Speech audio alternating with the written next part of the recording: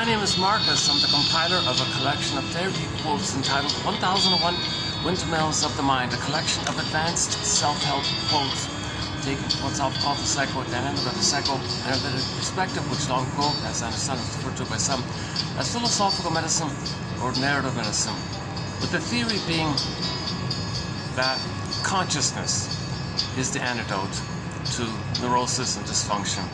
Because with neurosis and dysfunction,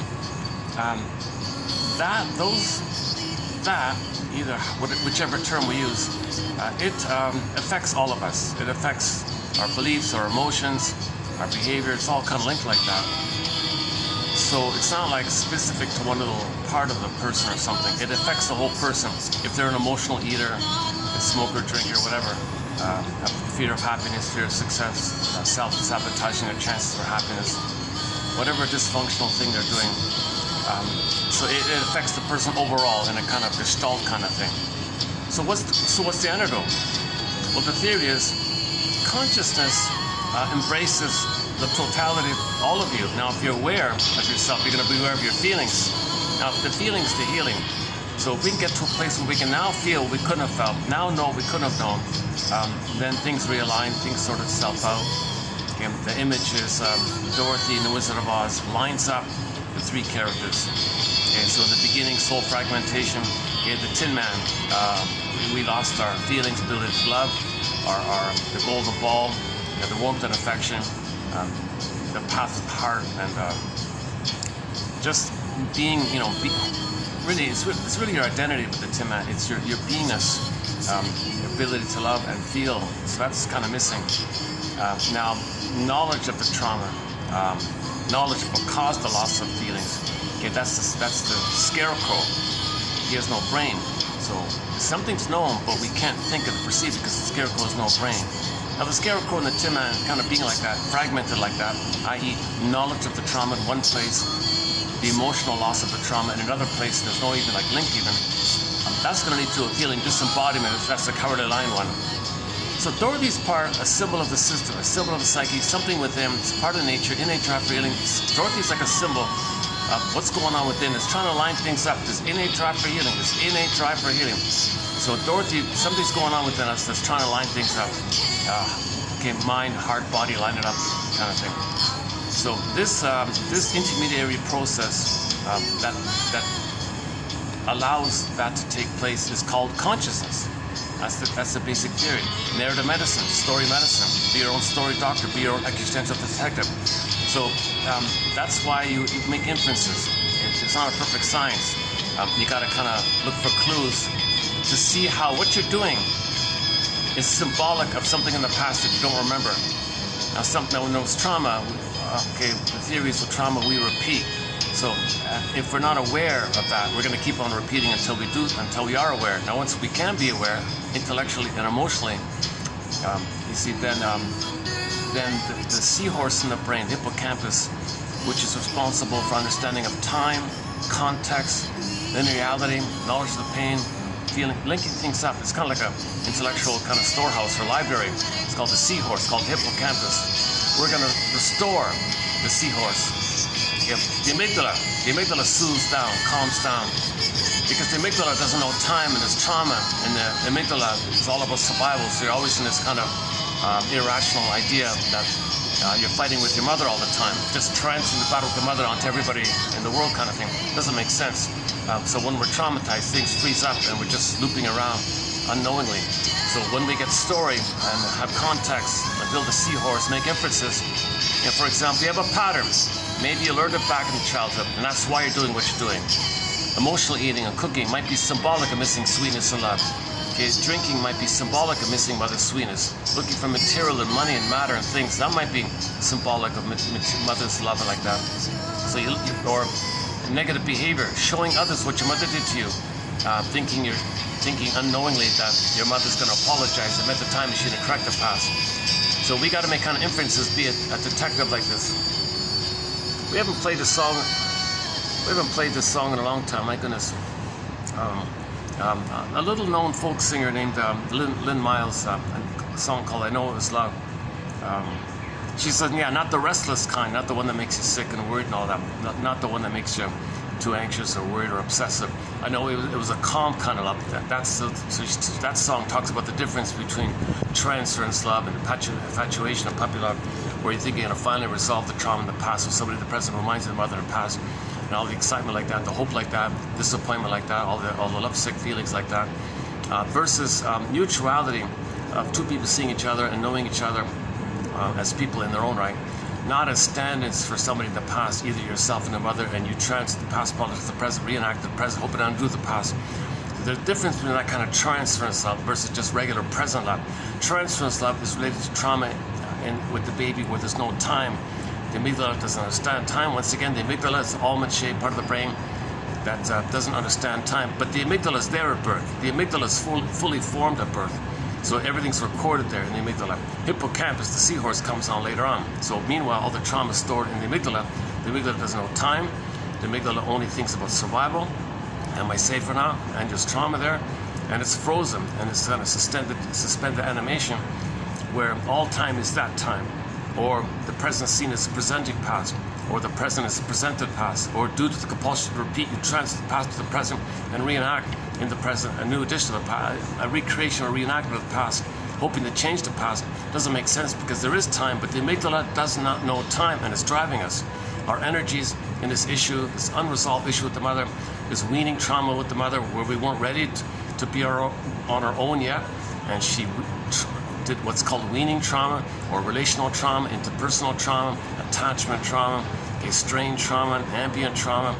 There might have been, and plus there might even be an underlying birth trauma or prenatal trauma going on, fused in with it all. So the child is he has this immense fear with the mother. That's an unresolved issue. You can't just pretend it never happened and enjoy the present. Okay, enter the line from the film Greenberg. The shrink said to the guy, "Mr. Greenberg, you have trouble living in the present, enjoying the present. So you linger in the past, you dwell in the past, because you feel like you never really lived it. You couldn't process it, couldn't know it, unresolved. A lot of fear took place. You couldn't assimilate it, couldn't digest it, couldn't assimilate. No seahorse, no time. You couldn't kind of recognize it. So it's just too urgent in the sense of survival for the baby. And he's frozen like that. And the energy's in there. Your amygdala is flared. Your amygdala is enlarged. Your amygdala is bubbling all the time, and it's driving you like this. So you can't enjoy the present because you got this unresolved issue with the mother in the past. So in the present, you're transferring the problem with the mother to the present, thinking that this is still going on. So in other words, a shortcut for this is anytime you trigger, you got to say one self-help exercise. Say to yourself, this is an old memory, not from the past, not the present. Okay, but the seahorse is damaged, so we might have childhood amnesia, for example. So we're just too caught up. We're too caught up if the amygdala is enlarged. It drives us, our energy's there, our life force is there, too much pain there, unresolved with the mother, unfinished business with the mother. So we're trying to get some resolution with some others. So the theory is we want a better outcome, but the present isn't the past. The present isn't the nursery time with the mother in the past, and the trauma did take place. But that's the nature of petition compulsion. We want a better outcome. No, mother, don't hurt me. Love me. Don't do this to me. Do it again. But there is time. But the amygdala doesn't know time. Wishing and fear. Baby is in need. Mother says no. So it is recorded in the body, but the system seeks mother's love. But the memory is mother rejected the baby, but he seeks mother's love, hence the wish and fear. Now, when a real need is not met, enters symbolic needs, symbolic acting out, symbolic act outs, transference acting out. That means the present's just going to be a mirage of the past because you have the compulsion to get mother's love. But since there is time, what you're grasping for is only a mirage of mother, a symbol of mother. It's never the real thing. So now you're stuck with this neurotic dynamic where in the present, you're still trying to get the proper experience that should have existed originally with the mother in the past. It doesn't make sense, but the amygdala is driving us, and the amygdala doesn't know time, and the amygdala is in a compulsion because the amygdala thinks it's a jungle and it's only survival.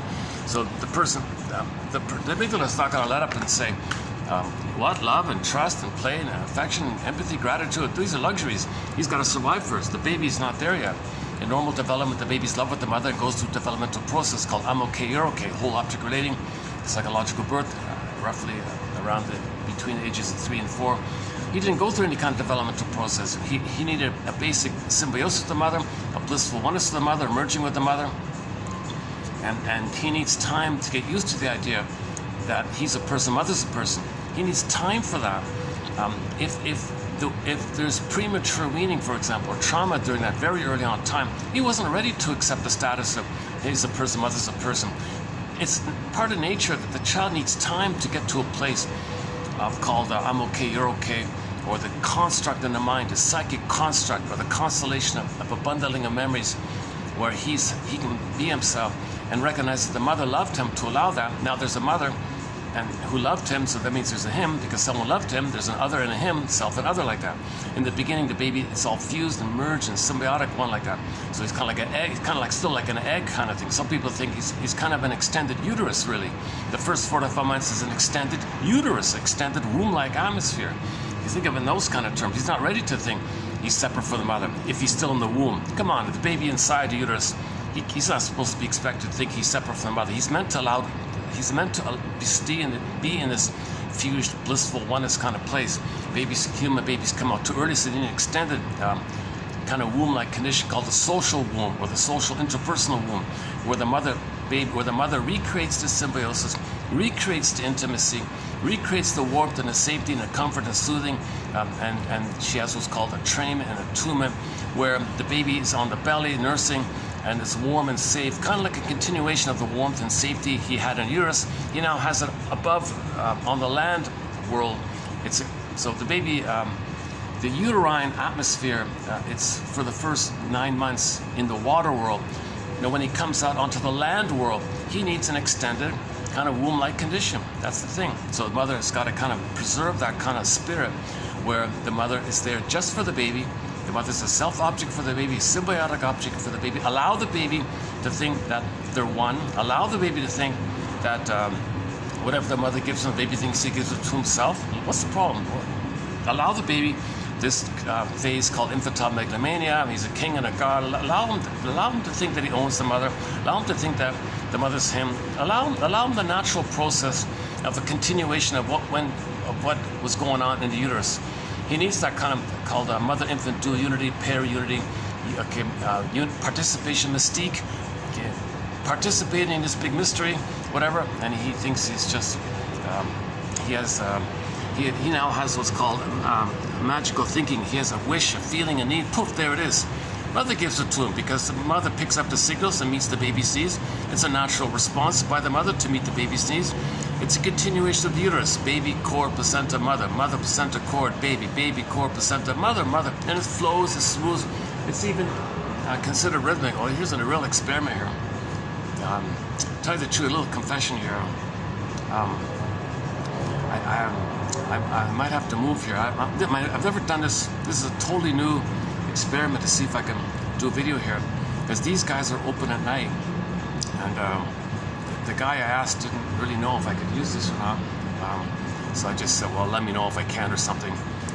So this is the smoking section of sort of an events place. There's no event here, but they open at night. So I'm not sure. I've never been here. I'm not even sure what's going on with this thing. But but let me show you the view. Yeah, I've got a bit of a view here. I was gonna do it in the park. See, but it's just if I do have to leave here, I'll go back down to the park there.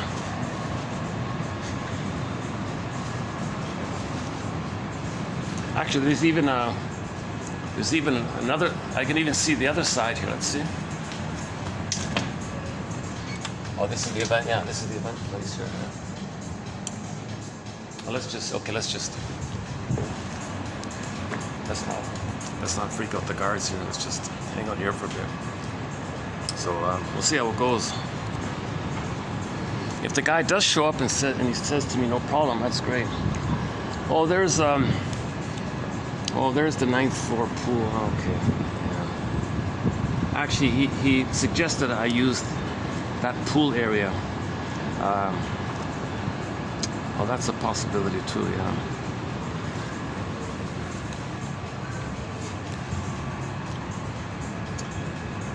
Actually, 2 years ago, I did some videos in this venue. It worked out pretty well.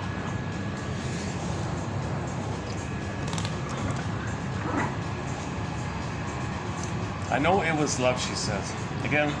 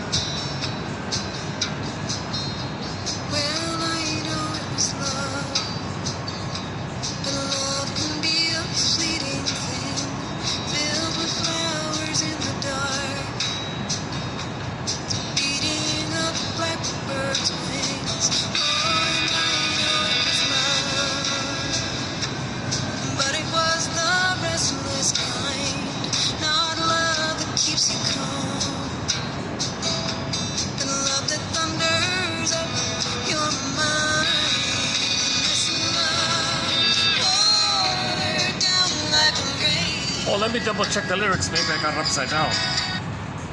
Let me double check. But I think she does identify the two different types of love. I forgot which one she's referring to there. Okay, anyways, so let's highlight this point again. The baby's in a state of blissful oneness, participation mystique, unio mystica. Okay, it's also known as undifferentiation, fusion, merging, symbiosis. Okay, meaning in the uterus, the baby doesn't understand he's a person inside his mother who's a person, and there are two people there. He thinks it's only him in there. One theory is he thinks he is kind of like everything, like the universe. Later on, he thinks he's the center of the universe, and the universe around him just it's just there for him, like a king and a god or something. So anyways, he needs that kind of phenomenon. Yep. Now, when he's like biologically born, the mother's got to reestablish that intimacy, skin to skin, natural feeding, loving gaze, warm embrace, holding the baby at the right angle so the milk flows smoothly, baby's comfortable, and skin to skin for the first 4 to 5 months. So ideally, a mother should stay in bed for 4 to 5 months and let that kind of continuity of the warmth. No towels, no clothing. Skin to skin, smells, hormones, pheromones. It'll, let the child have that kind of oneness quality. Mother produces hormones for the oneness. At the moment of biological birth, the mother produces lots of oxytocin and bonding hormones for the babies for this purpose. And they're meant to have that kind of merged-like condition, blissful kind of condition. Yes, he's blissed out. Yes, the baby's happy. One person calls it oceanic ecstasy. He's really an ecstatic, blissful kind of place. So it's not a little strange like that, but strange to think that. But apparently the baby is in a floating, blissful kind of place. No time. Remember the baby has no sense of time in the beginning. So he's in a state of timelessness. He lives forever, right? And he's in a blissful. He's the Garden of Eden. Lives forever. Eternal bliss. And he's everywhere. He's dispersed. He has no sense of grounding where he is or something. I'm not sure about this that part, but anyways, there's no sense of time, and he's everywhere. So I don't know. He thinks he's everything or something. Oh boy, it's sweating up here again. Just give me a quick second here. Hold on, so let me do a perspiration.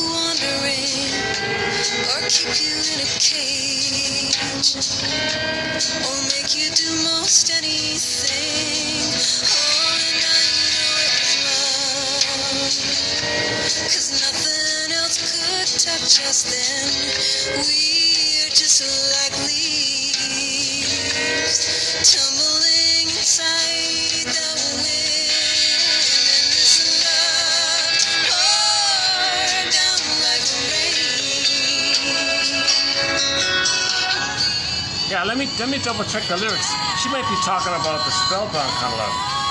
Maybe she is talking about the honeymoon. We can do anything together, or a blissful, powerful feeling like that. Because the baby feels omnipotent, king-like, and godlike. So when you recreate the symbiosis, where somebody at the present reminds of the mother, it blips up those old memories where he felt invincible and all that. He could do anything. Just the two of us, we could do anything. Kind of thing. So you feel powerful and happy like that. So if somebody in the present has the same psychology or some resemblance in some way to the mother, that might trigger up the old neural wiring and the blissful feelings associated, linked with the original wiring, laying down of the wiring during the time of bliss, but you don't remember that. But the present triggers it. Now you feel it, whereas the baby felt it, but we don't remember it, but now it's coming up again because we're older now. We have a cortex, we're aware of ourselves, so we're aware of our feelings, but the baby's cortex isn't developed yet. Oh, jeez. Son of a gun.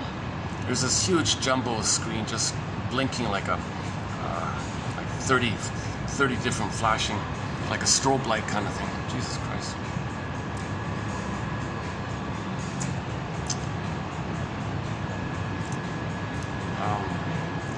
To get the lighting, I have to face this direction.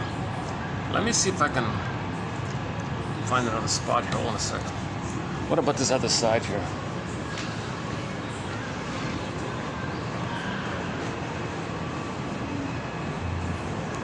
No, it's still there. There's this huge neon, like one of those screens, like a 3-story building screen thing, flashing all the time. Son of a gun. Unless if I do it like this, is the lighting still doable if I do it like this?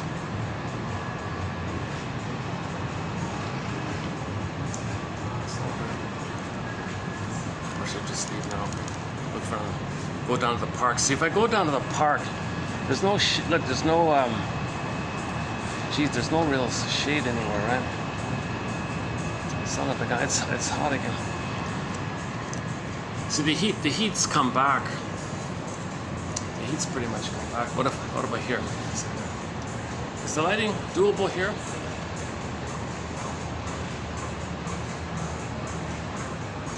Hey, what about like this?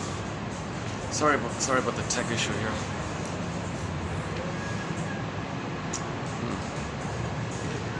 Yeah, what about this? It's baking. It's baking. I can't go indoors.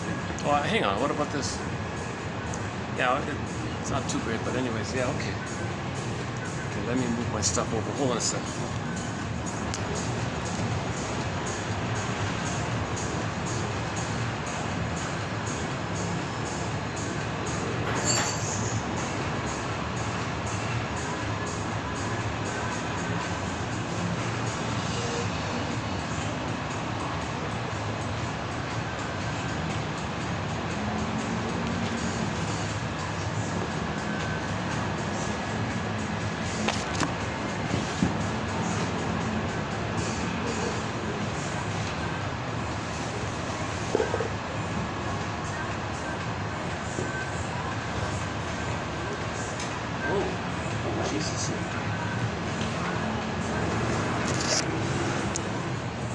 Is this gonna work like this?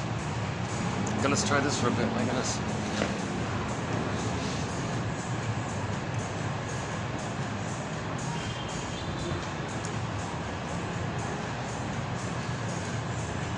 See if I get used to this. Oh my goodness. Something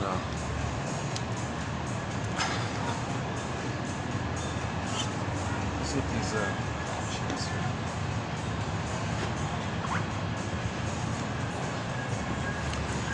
Okay, so yeah, the blissful, the baby needs that kind of blissful oneness to continue, and during that sense of oneness, it'll naturally be the case. Okay, eventually, where in the child's intrapsychic structure of his mind, meaning the memory, the constructs, psychic constructs, constellations of memories around themes about himself and the mother, his understanding of who he is and who the mother is, there's a separation like that. This kind of conclusion of I'm okay, you're okay, mother's a person, he's a person, that means you have feelings, and they have feelings. You have the human to human, thou to thou kind of natural perspective like that. That takes place in normal development. Okay, so you don't have to interfere with that. But the mother does cause a real problem when the mother doesn't meet the baby's needs. He's terrified when the baby's needs are not met. He's terrified in his petrified fear, scared stiff. He freezes up, so to speak. And in his mind, he's going to be frozen at wherever that constellation is. Now, if the constellation is still fusion and oneness, that's a huge problem. Because in the constructs in the mind, he's frozen still at that early archaic place where it's all about him. He's center stage, mirror, mirror on the wall. Who's it all about? Who's the fairest? Who's the greatest? Who's the center? Who can't see? Who's in a little bubble? He only sees himself. Okay. So, and then the breast, the mother. Okay. Let's say it's nursing time. The breast, the baby thinks is actually belongs to him. Either it's a part of him or it's a thing that serves him, called part-object relating. It's a thing that serves him. The breast is not like a human being really yet. So in the beginning, the baby's sort of in that kind of archaic mode where it's just him, he's a king or a god, and the breast is just there to serve him. It's a part of him. And if that becomes the construct, the crystallization in his mind, okay, called the schemata or schema or script or fate or some kind of a set kind of thing, okay, called the template or the blueprint, some kind of set kind of thing where he is frozen, where he's frozen because yesterday's quote, very good quote from yesterday, the eighth one down, okay, about weaning trauma. The child couldn't handle the stress of mother premature weaning, let's say, or mother hurting him or not meeting his needs or being misattuned or malattuned. Something's wrong there and he's scared. At the time where he's scared, he freezes up everything. Like a deer in the headlights or something. Now he's in a hypnosis or something. He's in a swoon or a trance. He's frozen. Okay, so one image is the Snow White. In one version of Snow White, she can see through the glass coffin but can't feel through it. You know. Another version is the pin goes in a collar, so under the collar it's flat off everything. The emotionality is flat like that. You can still materially see the world and live in the world like that, but you feel the feeling self, ontological self, at home within feeling, embodiment, the feminine principle, the feminine element, this beingness quality of being at home with. We live to the extent that we feel embodied like that. You don't want to feel empty or hollow, but just going through the motions of life, you know, that kind of thing. So that was sort of yesterday's kind of main topic, actually. The past two videos I try to highlight this point about narcissism. What's the ideology or the psychic underpinnings of narcissism? Okay, the mind map, let's say, the map in the mind that the person goes by, or how they see the world through. Okay, like that's how they survive. That's what they learn. It's a conditioning. That's how they learn. He was a god. Mother was a breast that served him. Frozen, flash frozen. That's his understanding. He's frozen. He's stuck there. His psychic development is stunted. That's what they mean by arrested development. He means in this kind of area, this inner area. Okay, psychic stunted development, psychic developmental arrest, emotional developmental arrest, stunted developmental arrest. Okay, some kind of fixation or the thorn image, or okay, something's frozen like that, flash frozen kind of thing. Now that's in his mind. That's the prototype. That's how he's going to see the world. That's his map of the world. That's his understanding of himself and the world. His understanding of himself and the world was laid down, stamped in, imprinted in, seared in, set in. Okay, when the trauma took place, when the baby was so scared everything froze and suspended silent scream. Take the Edward Munch painting. Any kind of babies, take a baby version of the Edward Munch painting within, or take that scream painting. It's kind of like within, and it's frozen, but it's screaming, and it's a silent scream, and it's a frozen scream, but it's there. It's a block of ice. He can't scream. It's just stunned like that. So he can't go forward. He's in that stunned kind of place. So that means that's how he's going to understand life. That's how he's going to go through the world. Yes, materially, he can function in the world, drive a car, pay the bills, do all the things like that. But we mean like in the feeling area, his attitude area, his needs area, about what has he got to do to be himself. Mother failed him, so he searches for mother still. Or sometimes in the Faustian bargain, he finds proxies to search for mother on his behalf, and then shame them the way his mother shamed them, and then flip-flop. Okay, hates the one he just shamed, because then flip-flop, the one he just shamed is the mother who hurt him. Now he expresses anger at the mother. So first he is the mother in the Faustian deal, finds someone to shame who plays him, then flip-flop, plays himself and sees the one he just shamed as the mother, and then expresses anger at the mother, the person he just shamed kind of thing. That's called a Faustian deal, a major topic that we've discussed a fair bit recently. So okay, back to the endopsychic structure of the template. So the blueprint of the template. Jeez, it's too dark here, eh? I can barely see. Is the lighting? Hopefully on the playback it's not too bad. It's kind of, looks kind of too dark. Not enough light around here, eh? Jeez. Well, considering how hot it is today, there's no shade. in the park. Son of a gun. I'm kind of expecting someone to come. Sorry, sir, it's closed or whatever. I'm kind of expecting to get kicked. We'll see how it goes here.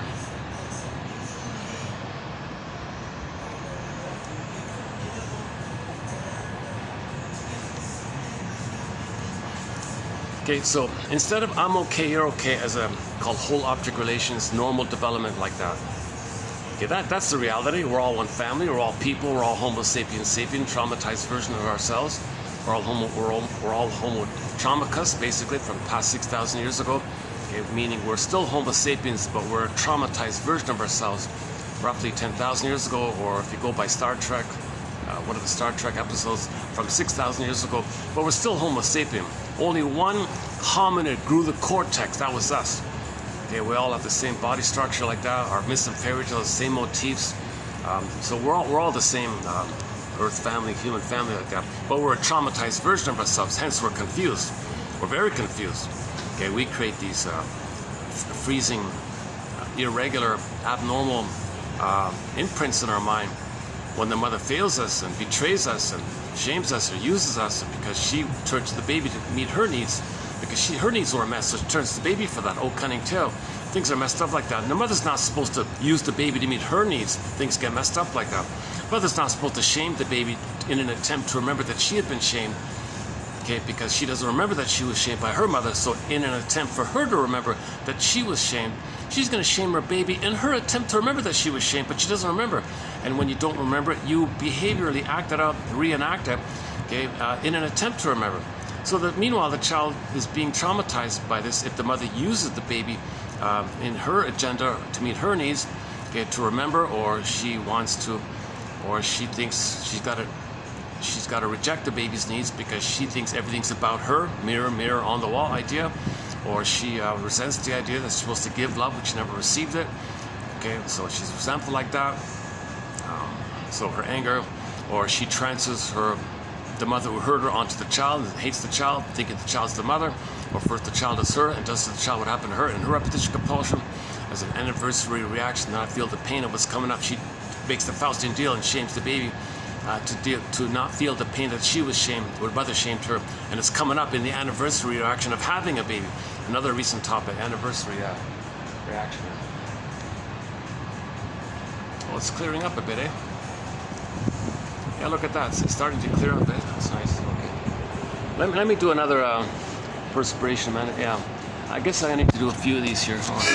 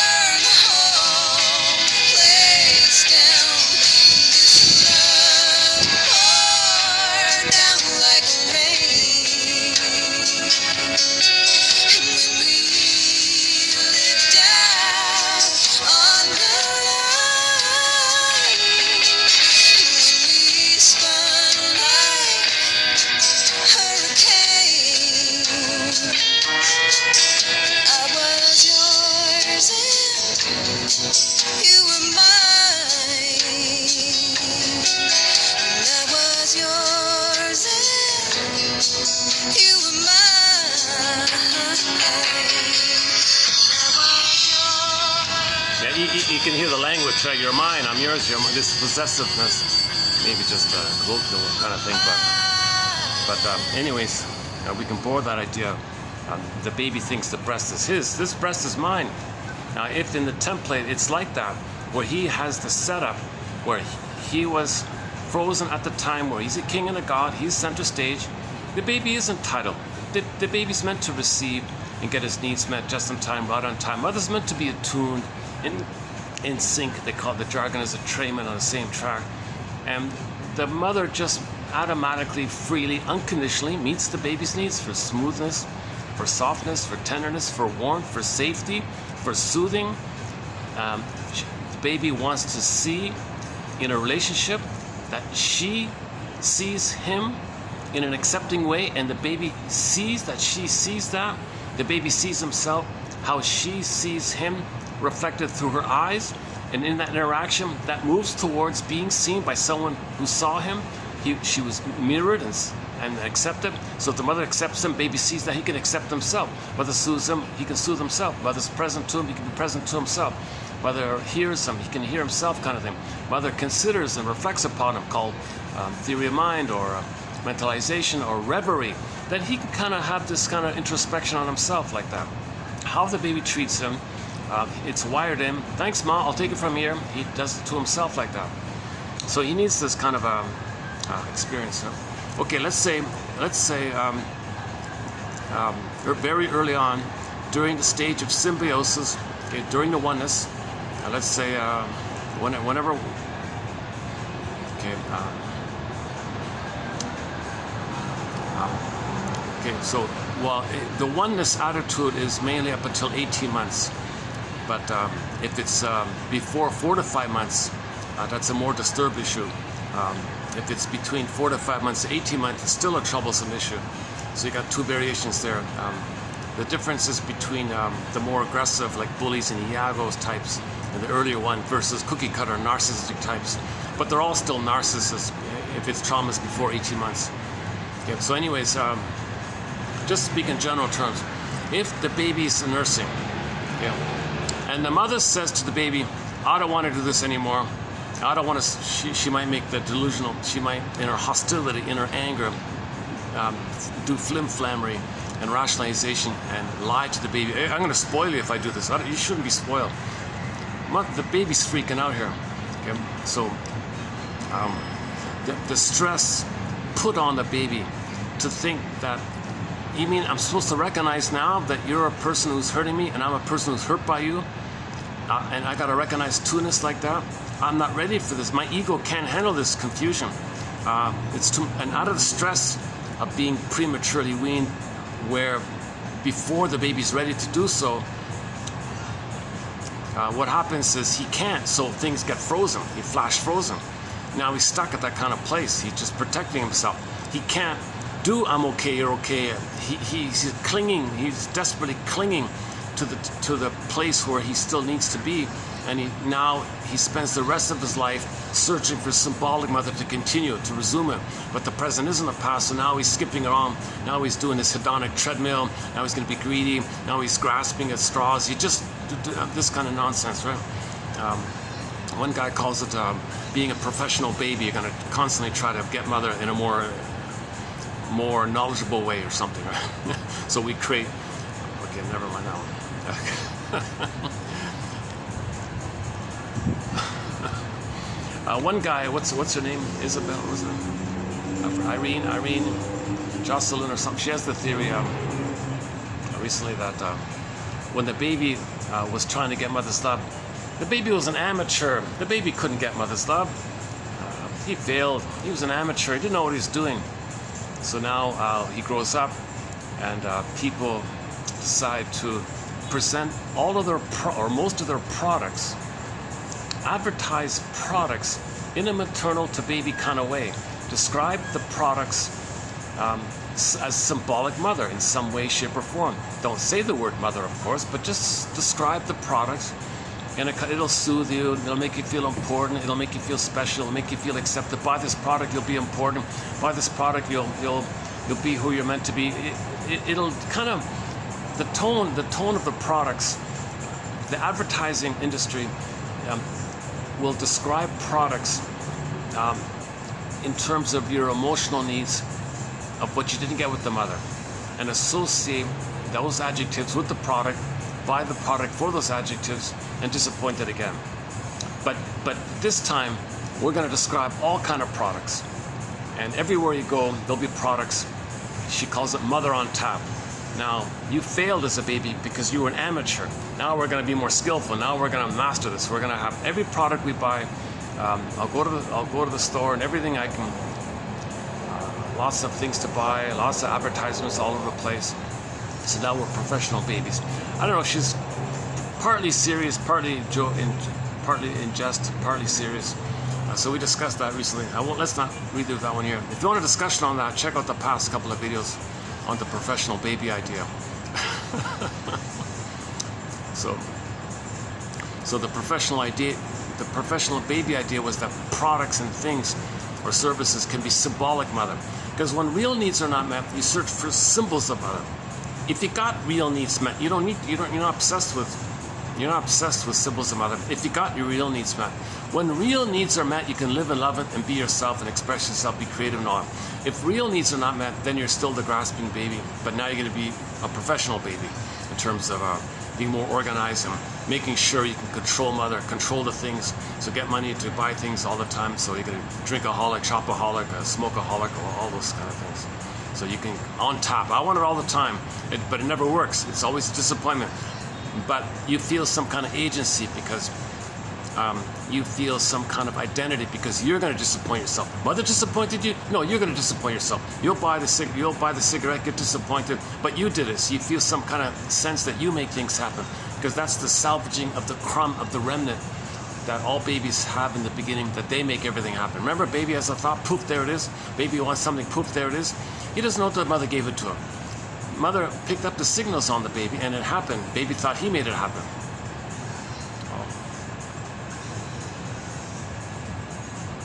I didn't check the upper level. There's another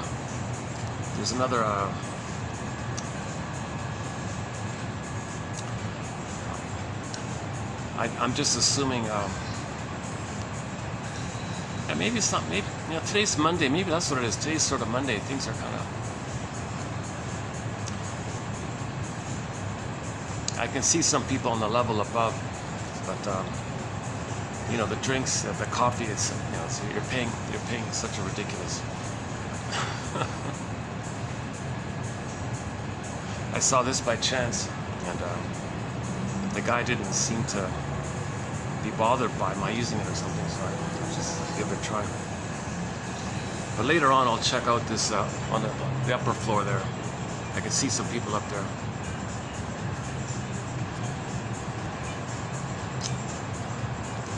Okay, hold a second.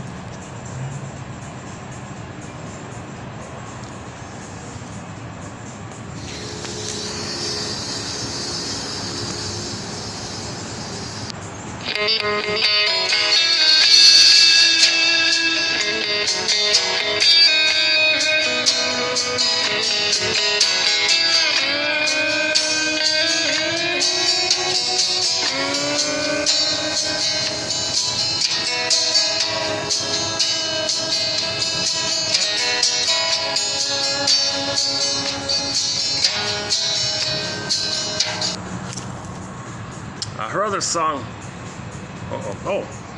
oops, I got upside down. Her other song is, we play once, I played once as a night drive or something. She's lonely. I want someone to talk to. Is there anybody around I can talk to? I'm lonely. I'm on a night drive looking for someone I can talk to. Who can I talk to? I don't want to talk about shopping. I want to talk about, my fears, or I want to understand myself. I need someone to talk to. Not a bad song. Oh no, I don't have Wi-Fi, so I couldn't play it now, yeah. Actually, there's a third song of hers. The word love is in the title. I forgot the name of it. Oh, Something Beautiful. So that's the one. No, correction, Something. The third song is called Something Beautiful. I want something beautiful. All this pollution and stuff going on. Geez, the air's polluted and the water's polluted. I I don't know, I want to see something beautiful. Show me something beautiful. Where's something beautiful? Something like that. Forgot the lyrics. Sort of an environmental kind of a song. Okay.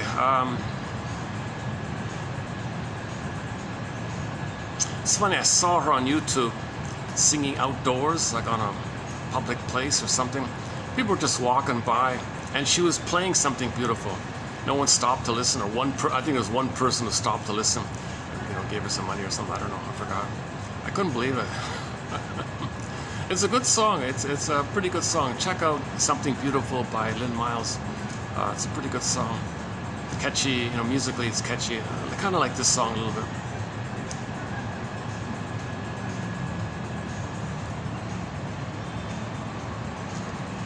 Okay, where are we here? Yeah, so let's. I'm still trying to perfect this. I still want to be more articulate and clear and concise. I've been struggling trying to present this idea. So 2 videos ago, the 8th one down. Actually, I might even have it. Oh, hang on. I might still have it. Yeah, here. 2997. The weaning trauma is, broadly speaking, a consequence of the ego's inability to deal with the stress created by the recognition that the self and the source of primary security are separate entities. No, it can't be separate. It's got to be mine. I can't let it go. I can't be myself yet. I don't have enough wired-in memories. I don't have an internal holding interject. I don't have a soothing interject. I haven't internalized a memory of mother enough that can be part of me. It's too early. I need more time to wire in memories of mother loving me, seeing me, soothing me, recognizing me. I need more time for that. Don't pull away before I set those wires in, neural circuits in. So there's too much stress to accept that when there's not enough self-regulating ability. The baby can't soothe himself, right? No baby can soothe himself, right? The mother's got to train the baby, let the baby have the experience of being soothed, then he can soothe himself, right? Again, the weaning trauma is, broadly speaking, a consequence of the ego's inability to deal with the stress created by the recognition that the self and the source of primary security are separate entities. So the breast is a primary security.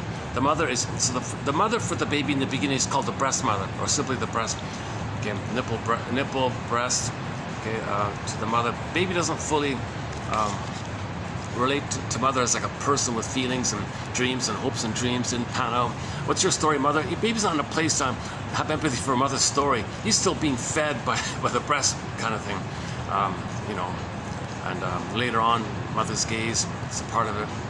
Some people think that gaze, the loving gaze, is very linked with the breast. So it's kind of associated with loving gaze. I'm not sure exactly how that works.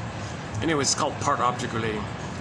So, so if he's frozen, okay, in short, if the baby's frozen during that time of symbiosis, once again, symbiosis, mother-infant dual unity, the 2 is 1 up until the first 4 to 5 months. That's the core of it all. That's the egg time, like an egg. He's kind of like still growing in an egg, nurturing and blossoming in an egg. Like then you're gonna pull it away. It's like putting a seed in the soil, and before it had a chance to sprout, you pulled it out. The poor seed's freaking out. I need more time here. I can't sprout. Well, too bad. I'm pulling out anyways. What's gonna happen to the poor seed? He's gonna dry out or become stuck or something. It's not gonna do it. Now imagine that poor seed going through life in that condition. Emotionally speaking, he can't generate, you know, that kind of. Okay, so the psychic structure is, instead of I'm okay, you're okay, it's going to be, I guess I'm still a little king and entitled little god. It's all about me. I'm center stage. All about me. The mother's supposed to serve me, see me, soothe me, feed me like that. I don't have to give anything. I'm just supposed to receive. The baby's just in receiving end. He is just in receiving end. And he is the center stage. It is all about him. He's not supposed to understand mother's problems. He's not supposed to apologize. He doesn't make any mistakes. How can he make a mistake? He's entitled to receive. So if the psychic structure in the mind, okay, the template, the schemata, They call it internal objects or intrapsychic society. Okay, the blueprint, the traumatic script, the faded wiring or something to set in imprinted kind of constructs. Let's just call them constructs. If the construct is, he is a little king and a god, and he's one with the breast that serves him, feeds him, soothes him, takes care of him, okay? And that's his model, that's his understanding, that's his setup, right? That means he's gonna go through life, okay, seeing everything kind of in those terms, basically. So he's gonna go through life with narcissism. He's gonna go through life with that general attitude of egocentricity. It's all about him. And that others are symbolic breasts who should be nice to him, serve him, take care of him. And if he gets something, there's no gratitude, there's only entitlement. Narcissism cannot, anyone with this narcissistic mind cannot feel gratitude because they're still at the place of entitlement. Gratitude comes later on, post 18 months. He's frozen prior to 18 months. So you won't feel gratitude. Think about your parents. If your parents don't, think about your mother or father or sibling or something.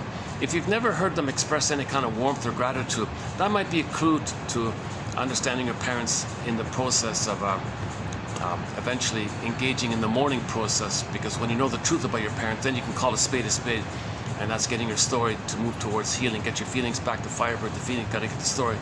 But that's part of it, okay. So back to the template. So if the psychic template is I'm a little god and the breast is there to serve me, and then he applies that. He sees all of his days through that lens. All of his tomorrows is through or interpreted via that template, that stamp. Okay, so he's going to see all of his tomorrows like that yesterday. He applies or interprets all of his days, all of his interactions, all of his dealings, sort of in that model, in that mold. It's a mold, psychic mold or something. So this mold, okay, like molding, or it's like a sculpturing mold or something, like a mold with soil or something. The molding turns to stone, right? The mold is, okay, he's a king and a god, and the breast or the other, whatever the other is, whatever can be other, whatever's not him, is supposed to serve him, because he's center, he's entitled, he's a king and a god, whatever's other is supposed to serve him. So he applies that attitude, okay, in his dealings. So all he does in life is he's stuck there because he's supposed to get the completion of what the mother should have done. So he's got to see everybody's symbolic breast. Everybody's like a thing, utilitarian, who's supposed to idealize him, serve, make him the center, make him look at him or think he's important, or pay attention to him, or notice him, or respect him, don't slight him. You know, he's narcissistic, he's a king, and he's got to feel like the attention or the energy, the feeding, okay, any some kind of attention is interpreted as the mother's attention. Any kind of quote-unquote respect is the mother's respect or something. So he's sort of in that mode all the time. Mirror, mirror on the wall. That's what that means. Mirror, mirror on the wall. Who's it all about? Okay. And Narcissus looks into a pool of water. He sees himself. Same idea. Now, in the Greek myth, when Narcissus looks into a pool of water and he thinks it's all about him, it's just everything is him. Everything's about him. He sees himself. He loves himself. There's no other to as a person. He's the only one there. He's actually waiting to see Mother's face appear, so he can see himself in her eyes when she looks at him, and see how she looks at him and understands himself by the way she looks at him. She's mirrored by him. Then that moves towards understanding himself via the interaction with the mother. But since the mother didn't do that, there's an emptiness there. That's why mother never appears. Narcissus stares in the pool of water and mother never appears. So he's stuck there waiting and waiting and waiting. Mother, when are you going to come and see me? When are you going to come recognize me? So he's frozen there waiting, waiting, waiting. So he goes through life waiting, waiting. Okay, that means he's dealing with others, wanting what mother should have done. So he wants others to see them, but when people look at them, they turn away or something, because it's hard to see somebody the way a mother sees a baby, with full, beautiful acceptance and nature's greatest miracle, what a delightful mystery. A mother has that kind of recognition and closeness like that. It doesn't work, even if other people look at you nicely or benignly. It never works. It's not going to work. So that part's not going to work. So, anyways, he's got to maintain some sense that the other doesn't ignore him or something. The other doesn't. That's called a narcissistic injury, narcissistic rage. If mother's not there, So he can't be on his own yet. He can't deal with, he has a positive inner experiences. He doesn't have enough interjects. He doesn't have enough something like support within, so to speak, some kind of memories within that supports him, that's a part of him. So he's totally dependent on others to mirror him, and he dedicates his life using propaganda, PR tricks, advertising tricks, flim-flammery, duplicity. He's a master manipulator, master liar, master con man. He's got to trick, deceive. He has this deep, all of his psychic intuition is to deceive, to get attention. He might scare people, he gets attention. He might confuse people, they think he must be the authority. Okay, where did he learn that trick? Well, when the baby's confused and scared, mother's the authority. The more hurt the baby is, the more the baby turns to the mother. So they learned that, identification with the aggressor. They see everybody as them, scare and confuse them, they all think they're the authority. He wants everyone to think he's the authority. He wants to hurt others and think they're the authority. The way mother hurt them and then baby turned to them. He's still in that kind of mode. So he also made the Faustian deal. So he'll shame others the way his mother shamed him. And then flip-flop, he's angry with the mother, he'll express to the ones that just shame. So he's still center stage. If he shames others, he's important, he's all about him, he does it kind of. So the Faustian deal is going to be embedded in there. It sounds kind of the way I'm saying it this time around doesn't sound too, yeah, it's clearing up a bit, eh? Yeah, okay, good. Jesus, there's no breeze here, my goodness.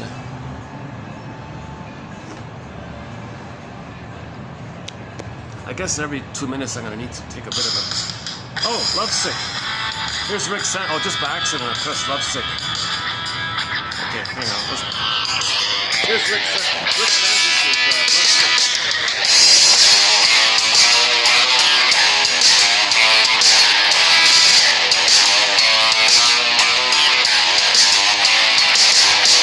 I know the lonely castaway on a ship that didn't want to be put out to sea.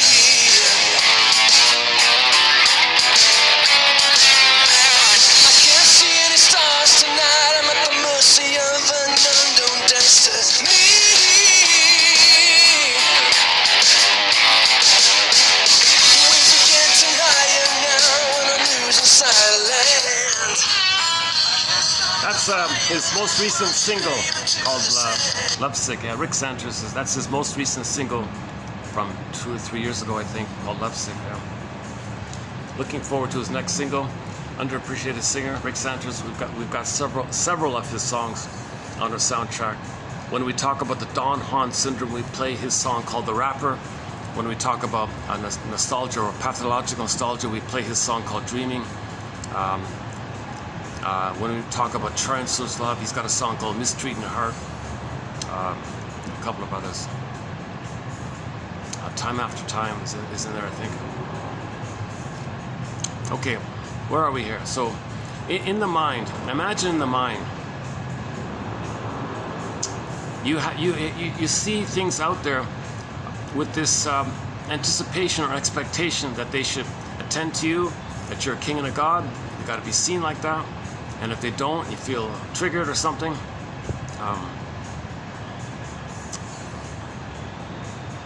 So in relationships or quote-unquote friendships, somebody joked, was it Adler or some, or Cohut or one of those guys, somebody announced, oh, that narcissistic person likes a girl. Oh, I feel sorry for her. Something like that. I forgot the wording of it, because he's just going to use her. So people with narcissism, okay, that psychic's memories where he didn't have enough love to get to I'm okay, you're okay. He's frozen before 18 months.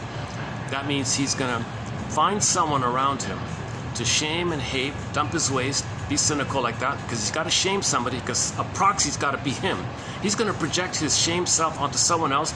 He makes the Faustian deal, shame someone. So he needs someone to shame and hate to make him unaware that he hates and shames himself, because he's the mother who did that to him, and he's the mother to have some agency, some power. He's going to do it. Plus, that's his connection to the mother, attachment theory. He's got to have a mother. The only way to have a mother is to reject himself, hate himself. That's called repression, but he can't know the truth. He can't know the truth that he's angry with the mother, that he is the mother. He can't know these things. So when he shames himself, he's going to see he needs someone around to project his unloved self onto others. So he's got to find a clinger or a pleaser or a caretaker or just some someone who's traumatized post 18 months, basically, and someone who still has hope like that, they're too cynical. They've given up on the quote-unquote empathy and love and all that. They're just addicted to playing infantile God. They're addicted to the bliss of being one with the mother. They're just addicted to, called Schadenfreude and grievance collecting. They're just addicted to this hostility like that. So they need someone to project their unloved self onto. So when they shame themselves, they need to see their unloved self onto someone else. That's a defense mechanism to not know that they shamed themselves. Okay? So that means they're protecting the mother. They're loyal to the mother. They're whitewashing mother's lovelessness. They don't want to know the truth the mother hurt them because they become her, kind of thing. So they're not ready to leave the mother, and they become the mother. So that's why they're so desperate to have a scapegoat or have somebody around to shame or hate, okay? Because that maintains the repression, maintains the denial. Okay? He needs to repress and deny, okay, the truth that he's angry at the mother, the truth that he's become the one who shames himself, and he's got to have a mother, so he can't know the truth and unblend with the mother. So he's got to shame himself to have a mother. He can't know this mess. So the result is his unloved self, okay, is going to be projected. When something's repressed, it's projected. So he's going to need. So let's say there's a clinger on the scene. Let's say he likes a useful person or something. Oh, you think I'm good and you're no good. Perfect for me. That's perfect. So because clingers have the original child up set up where they want to save the parent, correct the parent, heal the parent. They're no good. They're defective. So they're useful like that. Stingers have flipped it. They've reversed it. They've become the aggressor and need someone to play them wanting love so they can shame. The clinger doesn't cross over. They still play themselves. So the clinger comes on the scene and does the sweet lemon sting. Oh, I'm no good, they're good. The stinger says, oh, of course I'm good, you're no good. What the stinger means is that he needs someone to stand in for his no good self, because he's going to play the shaming mother who shames himself, which means he's going to shame the other, reject the other, the ways to repress that is within. So he's doing both. He made the Faustian deal. He sells his soul. Okay, he's got to shame himself. That means he's going to shame the other person playing him. Okay, now flip-flop, the one he just shamed is the mother. He's himself angry at his mother, the one he just shamed. Okay, Howling Man image. Go to Twilight Zone, Howling Man. There's the Howling Man is in the cell, in the castle, opens the door, is escaped. He's locked in. Okay, your anger at the mother turns inward. Okay, the image of your anger is a scary dude. He's in the cell like that. It's too much, he's got to go to the side. He goes in, goes to the side, goes in, goes to the side like that. So the narcissist, a person with the stinger personality pattern has rebounding aggression in on itself. It went because originally the baby cried to the mother. Mother said no. Soul froze up. Life force went to the limbic system, the amygdala area. In his anger, that's a communication and a signal. Mother, in round 1, I needed your love. You said no. I froze up my soul. Now in round 2, okay, I'm going to express my anger that you didn't meet my needs. That's round 2. Now his anger is screaming like that. Mother says no. Okay, now his rage and now turns into oral rage and fury. Now he's got fantasies. He wants to devour the breast, control the breast. Now it's destructive. Now the natural LIVE reverses EVIL. Now it hits a wall like a river hitting a wall. Now it's got rebounding aggression at the mother rebounding on itself. So now the baby's mentation is pictorial. So he's got a scary Diablos, guy with the horns and the cape and all. Okay, it could be any boar queen, could be Cyclops, alien, monster. And take a piece of paper and just draw something and make it that it wants to eat you and it's angry. Just that's how you felt. So that's the Diablos guy. He's in the cell. That means the castle was the body, and the cell is your organ. So in your organ, one of your organs, you're howling. That's the name of the episode. Howling Man. You're howling. Ooh, right? You're in pain. Okay, you're alone. Mother ignored you. Your anger at her goes in. Now the pain. Now you're howling. You're lonely. You're angry. You're in pain. Ooh, right? Howling Man. So he's in. Now your anger at your mother attacking your body, it can only bear so much. One theory, by the way, is that although his anger is at the mother and it rebounds in on himself and he's attacking himself, psychologically, while he's attacking himself, he thinks he's attacking the mother, but he's hurting himself. But he can't distinguish between self and other. So that's one theory about that. But the effect is he is attacking it. The reality is he is attacking his body, although psychologically he's attacking his mother. So he thinks his liver is his mother. Yeah, I get you, mother, liver. So the liver is damaged. Pyrrhic revenge or something. Called the Talionic. That's what they mean by the Talionic thing like that. So he's getting back at somebody, and also Pyrrhic revenge. Another one like that. So he's hurting himself, but he thinks he's hurting the mother psychologically, but he's hurting himself. Pyrrhic revenge, Talionic feeling, Talionic phenomena, whatever you want to call it. Okay, so the monk in Twilight Zone said, hold the phone here. Jesus Christ, can we get the story about the mother, why she didn't meet the baby's needs, why she gaslit the baby, why she put the baby in a double bind, why was the mother trapped in the mirror, making all about her. Let's get her story. If you get your mother's story, you build a seahorse, you build linear time. When you understand time, memory bank, time, context, linear context, understanding, oh my God. Now the past, that soothes the amygdala, it shrinks the amygdala, it calms the amygdala. The amygdala restores to its normal functioning place. The seahorse can be in its normal functioning place. That means you're free to love in the present, be in the present, and live in the present. And you're okay in the present. Like now you can enjoy the present, live and love in the present, express yourself in the present. The blue jay of happiness, the bluebird of happiness, the beingness, you can be in the present. Okay, so when you get the story of your parents, when you understand your parents, so part of this process, you got to understand your parents. If they're wounded, see them as impaired. Okay. So that ultimately, in the mourning process, you can call a spade a spade. It's this verdict of reality that makes the work of mourning so difficult. So the reality is, mother didn't love the baby. For many people, their mother was kind of like the wicked queen. She couldn't love the baby. Again, in Snow White, the wicked queen, it's got to be about her. It can't be about the baby. So she crushes the baby's spirit and soul like that. Not physically. It's not meant to be like physical. It just meant that the mother doesn't want the baby to have needs, because the needs should be on the mother. The baby shouldn't have needs, so she crushes the baby's needs like that. So that's what all that means. So in her anger, she's rough-handling the baby. That's the laces, okay, the poison comb or angry thoughts, and the cortisol in the milk, that's the poison apple. The apple is the nipple, the round, red, okay, and the toxicity of the cortisol in the milk, poison apple phenomenon, and so on. So the mother is not in a place to love when she never received love. In fact, she feels like she loses herself if she would love the baby. She can't love the baby. She wouldn't exist, kind of thing. She doesn't know how to love the baby. She's only holding on to that very tenuous, fake, delusional, relentless, unreal hope that it's all about her, and one day her mother will appear and see her and soothe her, and so she can be herself to then love the baby. But the grandmother's long gone, let's say, so it's not going to happen, kind of thing. So in the healing journey, we got to admit our mothers didn't love us. The greatest hurt of all, mother failed me. Mother failed me. Hey, there's a reflection through the light there. Hey, what if I do it like this? Hey, how's the lighting this way? Is it? Man, oh man, these spongy. Hold on a second. Let me try something. Let's just use one of these things.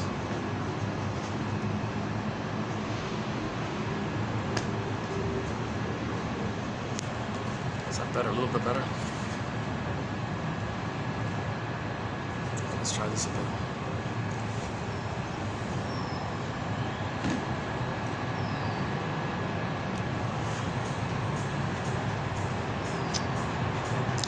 Okay, how we do? We're still recording? Everything's okay? 04? Okay, we're still recording. Sometimes I accidentally, if I turn the camera unknowingly, the thing shuts off. It's kind of sensitive like that. And then I'm talking for an hour and the whole thing was off the whole time. That's happened. Okay, never mind. Enough about my tech issues here. Maybe let's try another song. We've played that already, eh? What else do we have here? Let's see.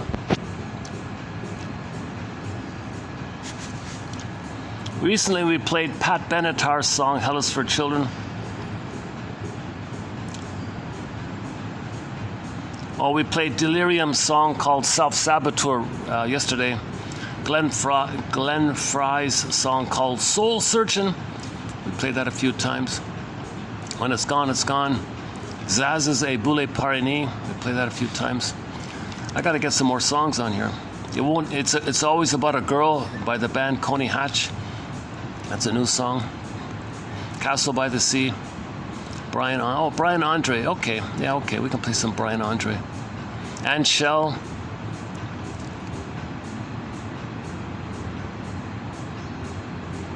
More Delirium. Ain't Life a Brook by Farron.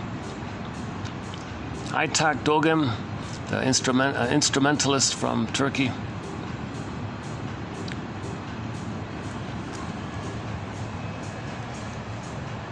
I played Deli Rizdik's cover of Carry On Wayward Son a few times. We've got an incredible soundtrack, lots of classic rock and songs from all around the world.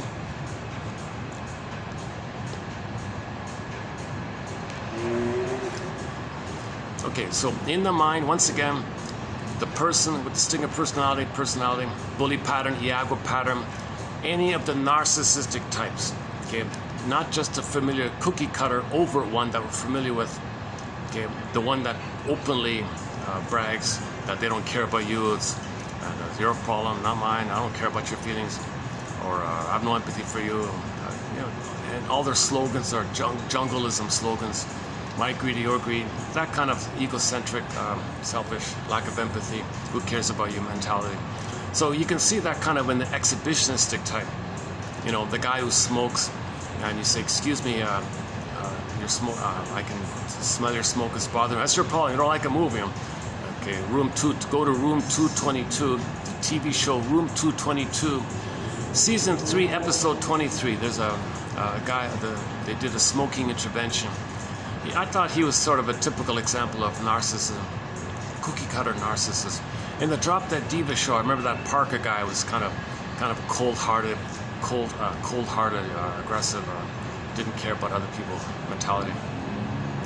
So we're familiar with the overt, exhibitionistic, cookie cutter dime a dozen, garden variety narcissist. Lots of books, a lot of people write about, a lot of material about it. But there's also the voyeur narcissist, the clinging vine narcissist, the waif narcissist, the passive-aggressive narcissist, the turtle narcissist, and each of those are sort of separate topics. Okay. Now, trauma earlier, even more earlier on, is the bully pattern and Iago pattern. Okay, so there's extra elements in those cases. So embedded, one of the commonalities of distinctive personality patterns is that the sense of self. It's still in that archaic place where it's all about him, center stage, and whatever in the world there is, whatever he relates to in the world, any relationship or job or I don't know, or thing he buys or whatever. The attitude is it's supposed to.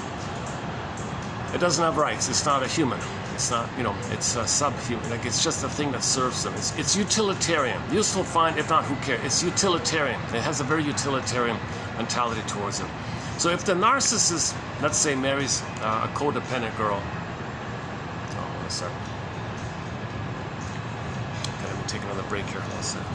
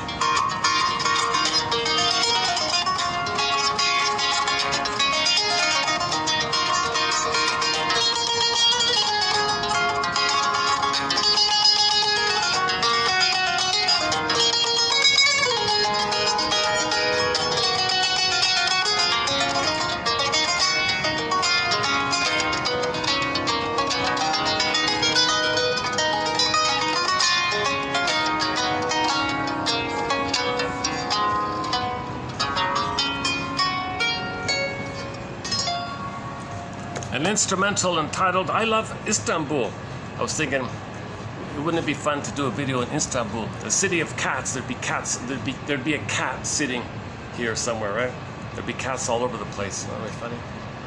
There'd be cats on the tables, sitting on the sofa.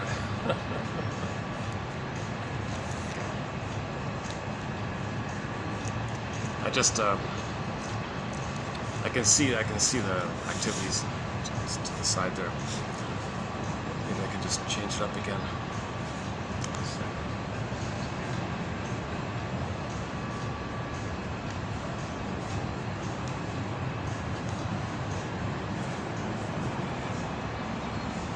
Let me try this. Would this work? Can I try it like this? Okay, let's try this a bit.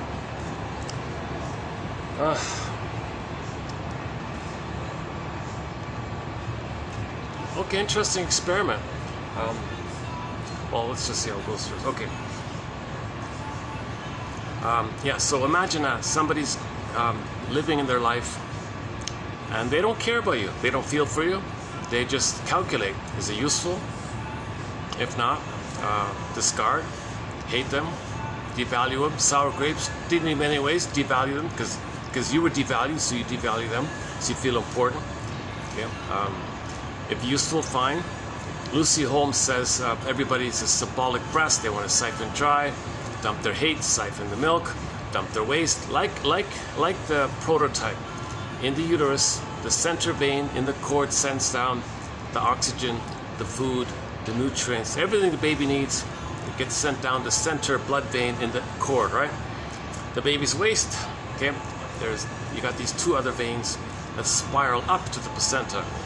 The placenta does what it does, clarifies it, cleanses it, metabolizes it, processes it. Okay, it just clears it all out, kind of thing. Okay. And then the placenta, through the mother to the placenta, gets all the good thing, all the good. So baby gets all the good, sends the waste. Gets the good, sends the waste, right? So in the nursing, same thing. Baby gets all the good. If he's upset or something, he sends his distress, his anger. Mother says, okay, I get it. I understand my mistake. Let me make the correction. Sends down the love. Baby sends his anger, mother sends love. Okay? So it's still dynamic. Gets the good, sends out the waste, receives the good.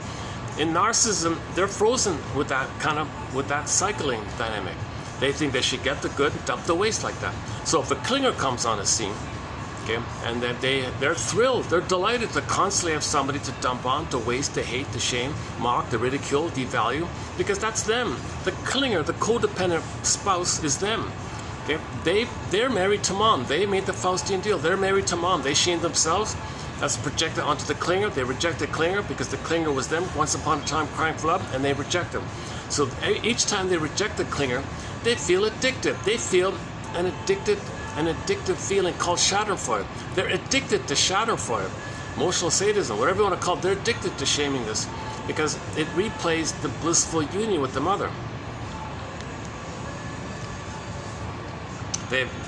When they act like God, okay, they feel powerful and excited, one with the mother.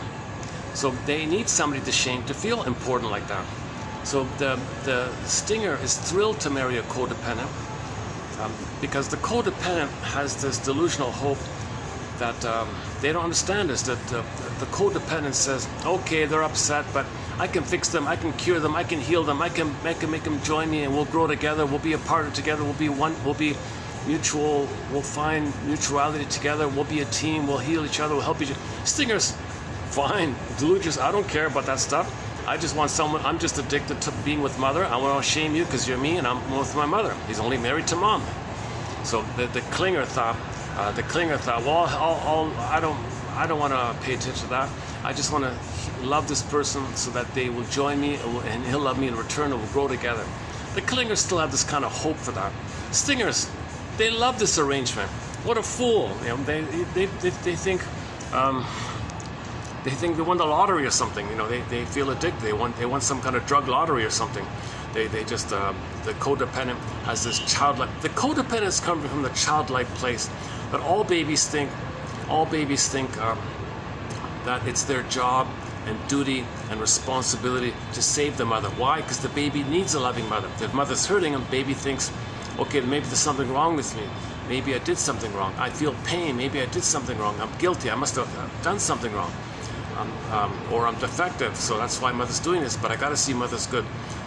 The baby needs a loving mother. So the baby concludes, let me, in my magical thingy, I'll see if I can save my mother, cure my mother. So he's still in that mode. He didn't cross over. He's still in that original childlike mode where he's no good, mother's amazing. Mother must be seen as good like that. Stingers say, fine, I'll take that arrangement. Okay. So when stingers say, I'm okay, you're not okay.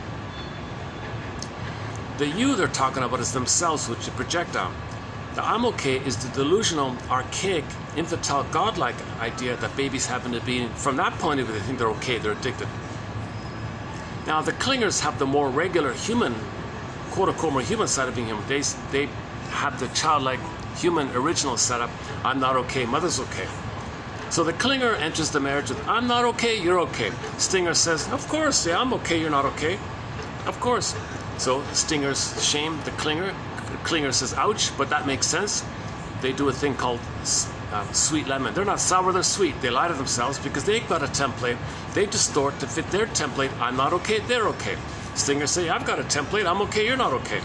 The stingers have a more perverse, twisted template where they project their soul onto the clinger, and then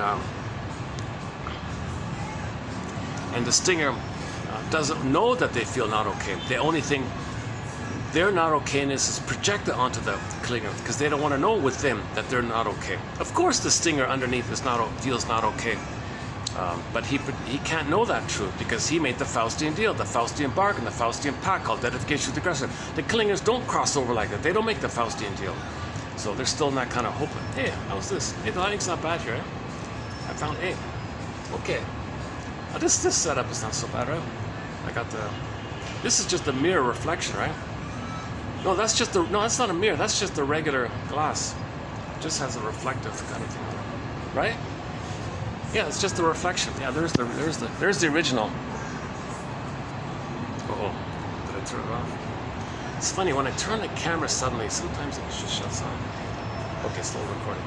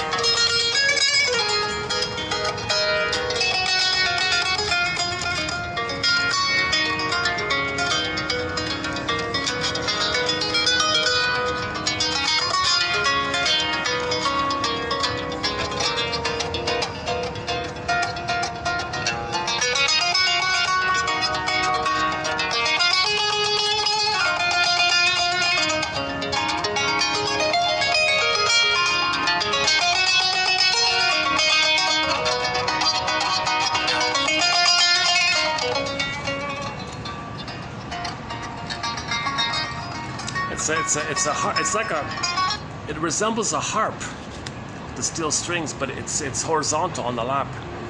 It's like a harp, but it sits on your lap and you pluck it, kind of thing. You can see it on YouTube. Just look up Dogan. That's his last name, right? First name Aytac,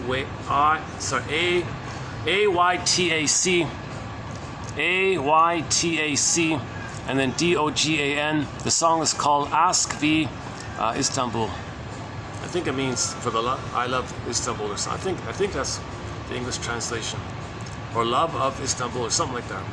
The ask is the love, right? Is it? I'm not sure. You know, it's interesting. We have a lot of songs from Turkey on our soundtrack.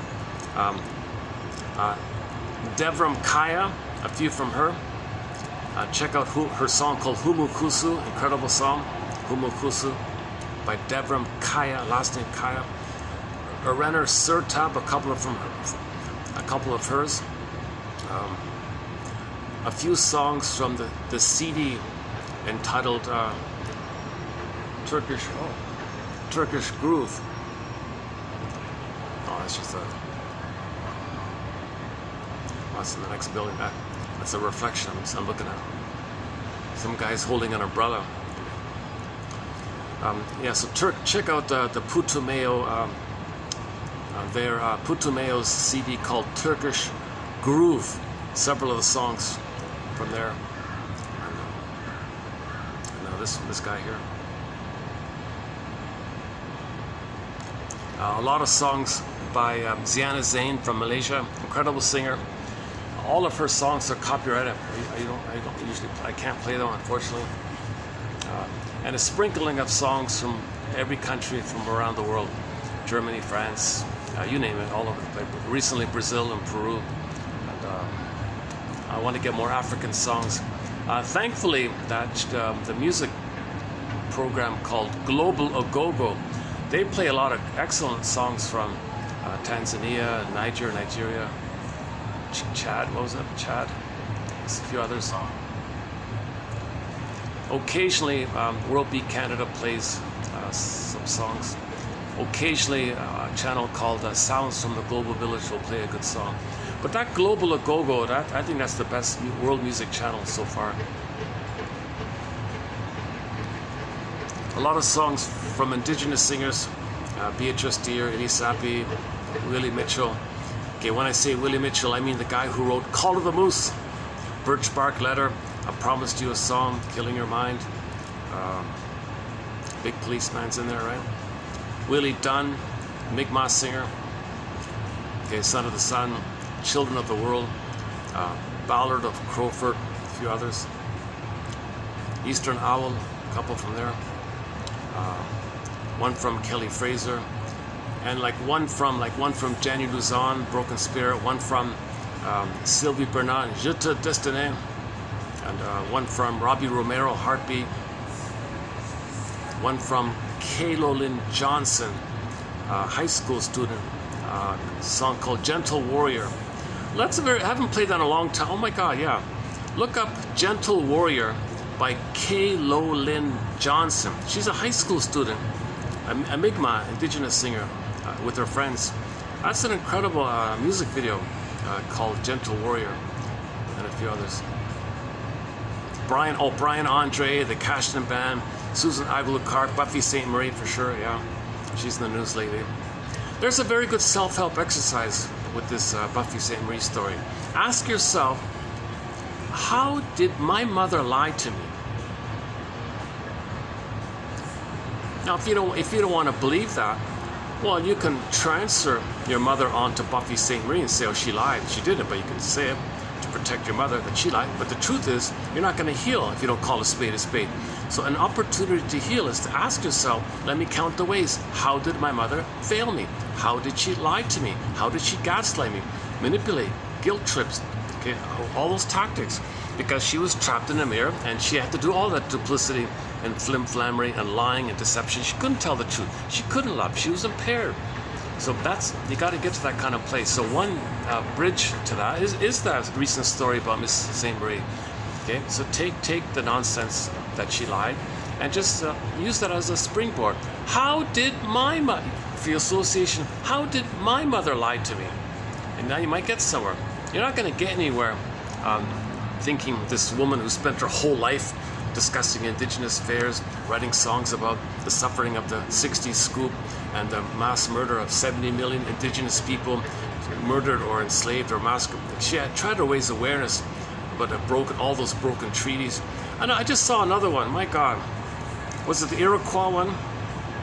Very sad story. Apparently there was a real clearly written treaty that the Iroquois would be allowed to stay in their regular place, and no one would ever, no matter who is the next administration, no one would ever touch that. That'd be like a sacred thing. So the Iroquois nation went along with this, with the understanding that would never be, that their nation would be protected like that, and they'd receive protection like that. BS, it was totally destroyed, right? And we've heard about the Iroquois nation, right? That for 50,000 years they had a system of members from each nation, they called it an oral, like verbal, like a spoken understanding of feelings that we all want peace. They called it a peace treaty. So their quote-unquote oral constitution was a peace treaty amongst themselves. So they'd all get together and discuss things and have some kind of system around it. And that was all stolen. The Beothuk people were destroyed. There's some little artifacts about them. The documentary about the massacre of the Beothuk people was squelched. You can't even find it. You can find a trailer of it, a 1-minute trailer of that documentary, but the documentary's been banned, or you got to pay a huge fee if you want to see it or something. The Beothuk people. The stories about maybe a few of the Beothuk people, when they were being murdered, they blended in with the Mi'kmaq slavery and hid in there. So some of them may have survived, that kind of story.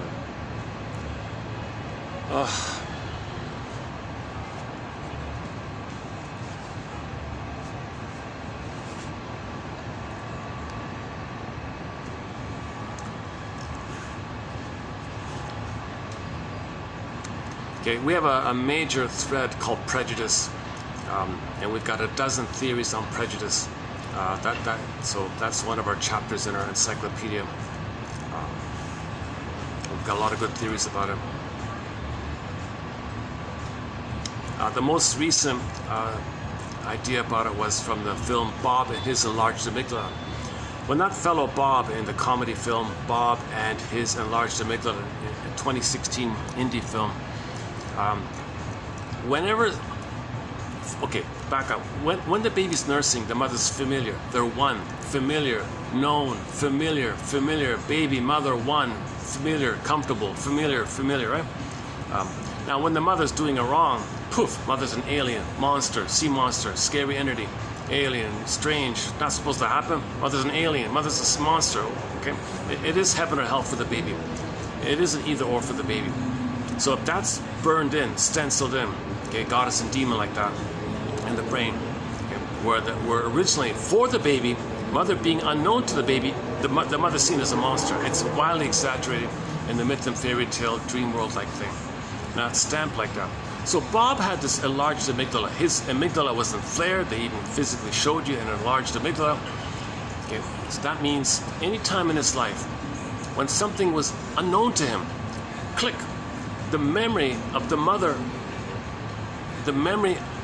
failing him and his rage, and then the picture of his rage he projects onto the mother and thinks the mother's that picture. The picture is only a symbol of his rage. It's not even real. But he takes the picture of his rage, puts it onto him, and says the mother's a scary alien or something. The baby's doubly off, right? The mother's not that image. The image is sizzled up by the baby's rage at the mother. So you take the picture of that, put it onto the bottom, and then that way you deny that you're enraged because the baby can't handle all those feelings. So he copes with it by projecting the picture of his rage onto them and says the mother's a monster. It's a coping strategy called projection. Okay, Klein calls it the paranoid schizoid position. So if that's in the template, then later in life, when something's unfamiliar to Bob, okay, so when things are familiar, fine, but when someone is different or something, okay, his son is at college and he came. The example was his son is at college in another state or something, and he came home for the holidays with his girlfriend. Okay, so Bob was going to meet his potential future daughter-in-law or something. Anyways, she's from another place. He went berserk, triggered, because it was unknown, right? Different language, different country, something like that. He freaked out. It was enough. The unfamiliarity of her between his neighbors triggered the babyhood experience and the immense feelings and the imagery of the babyhood time, and sees that in the present. So he had these wild, irrational, nonsensical, farcical, paranoid, ridiculous things he was saying coming from the place of the baby time. Okay, so when you're triggered, you got to say it's an old memory. If you don't do that, then you might think it's in the present. That's what he was doing. He was ridiculous. The wife said, "Oh my God, take him to the doctor. He had to get an operation on him." Just meaning therapy. They didn't show you therapy. But the shortcoming of the film was they don't show you Bob's analytic process. They just filled it in with some kind of magical procedure or something. and then he was reasonable after the operation. So the conclusion, happy ending conclusion, he became normal at the end, kind of thing. But the film is called Bob and His Large Amygdala. So when something's unknown to a person, by comparison to what you're familiar with, that can trigger, that can be a catalyst, a stimulus, a resemblance. It blips up the bubbling amygdala, the enlarged amygdala. Your energy's in there. Your unresolved fear with your mother's in there. Your unresolved, terrorized feeling, anger and fear with your mother's there. So some little trifle in the present can bring up those immense fears in the past. Now your whole physiology is freaking out, and you got all these, and you don't want to be aware of it. So you transfer, okay, the present as seen as the past. You're relating to the present as if you're the baby past, in a sense. So that's why you use ridiculous and the wife at it, and all that.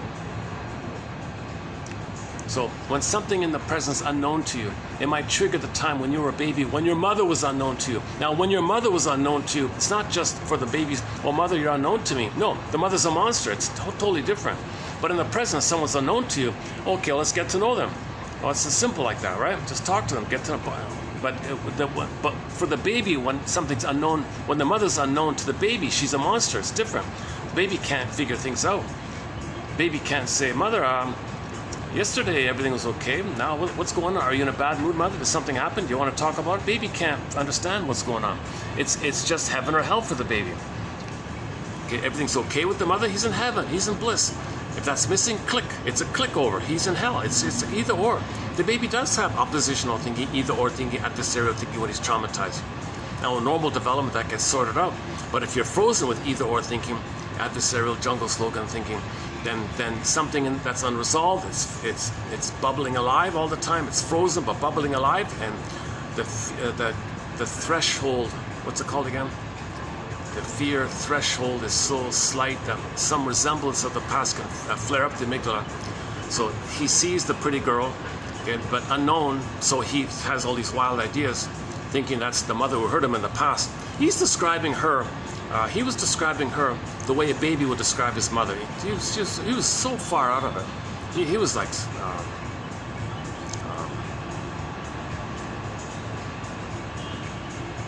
so it was an exaggeration. It was an exaggeration, but the point was pretty clear, I thought. If you're going to watch Bob and His Enlarged Amygdala, you got to focus on the broader message. Focus on the forest. Don't get caught up with the trees.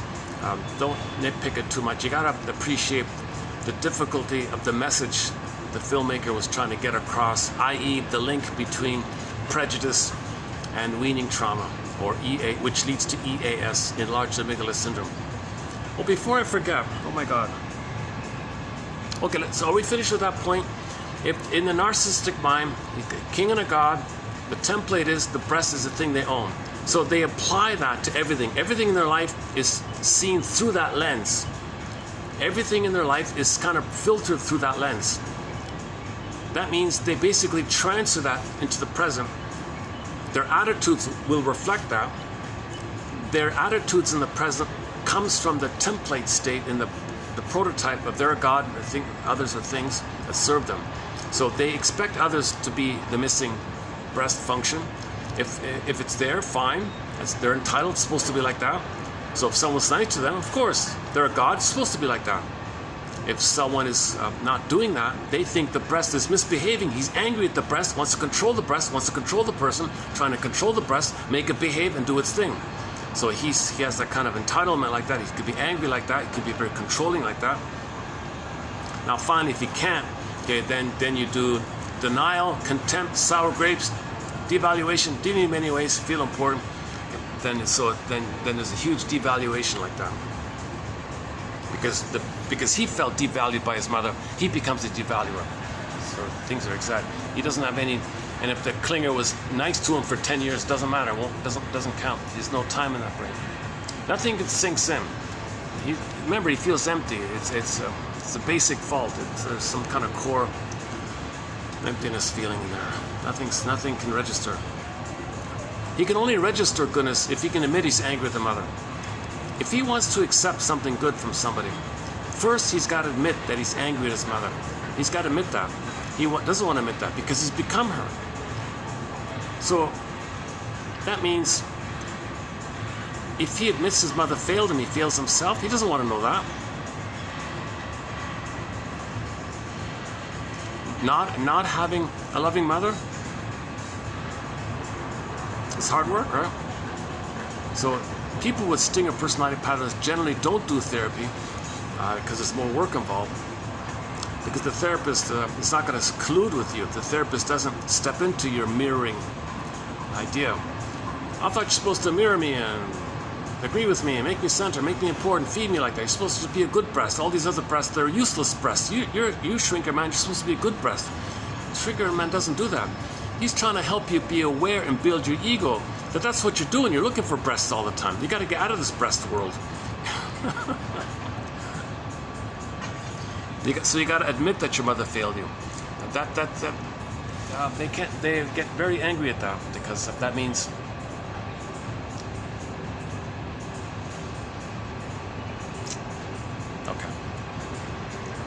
Okay, let me take another short break here. Listen.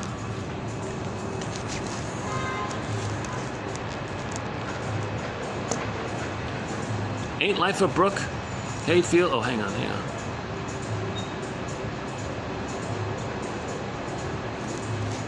Bro, Brian. We mentioned Brian Andre. Okay, here's a song by Brian Andre, Nikawi.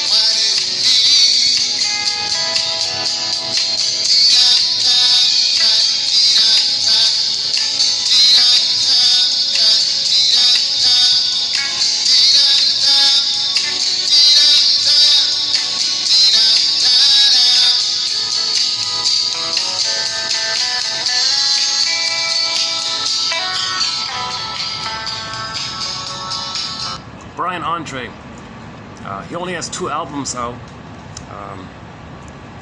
and I think he has 2 hits. That's his main hit, what's it called again? Nikkaui.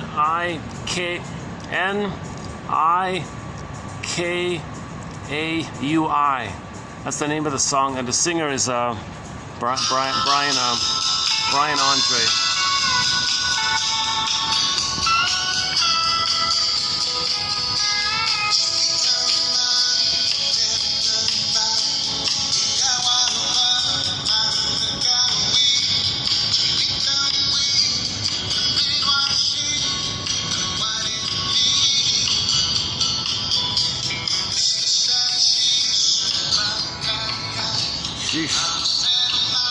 Sheesh is right, huh?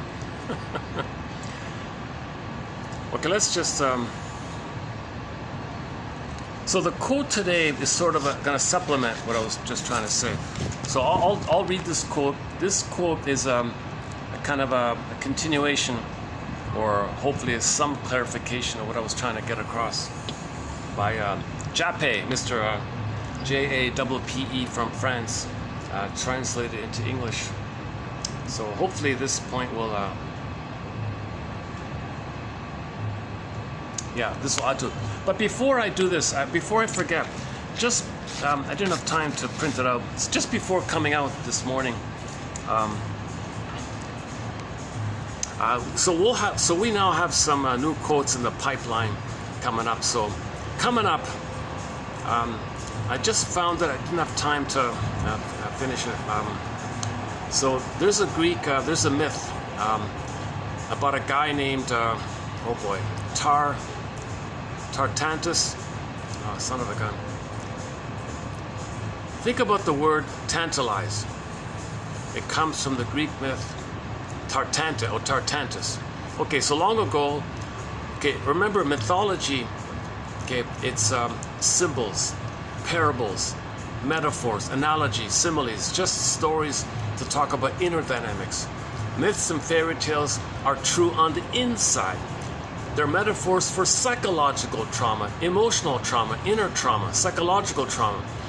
Okay, we don't see it, so we create myths, okay, which are symbols, but they're not real.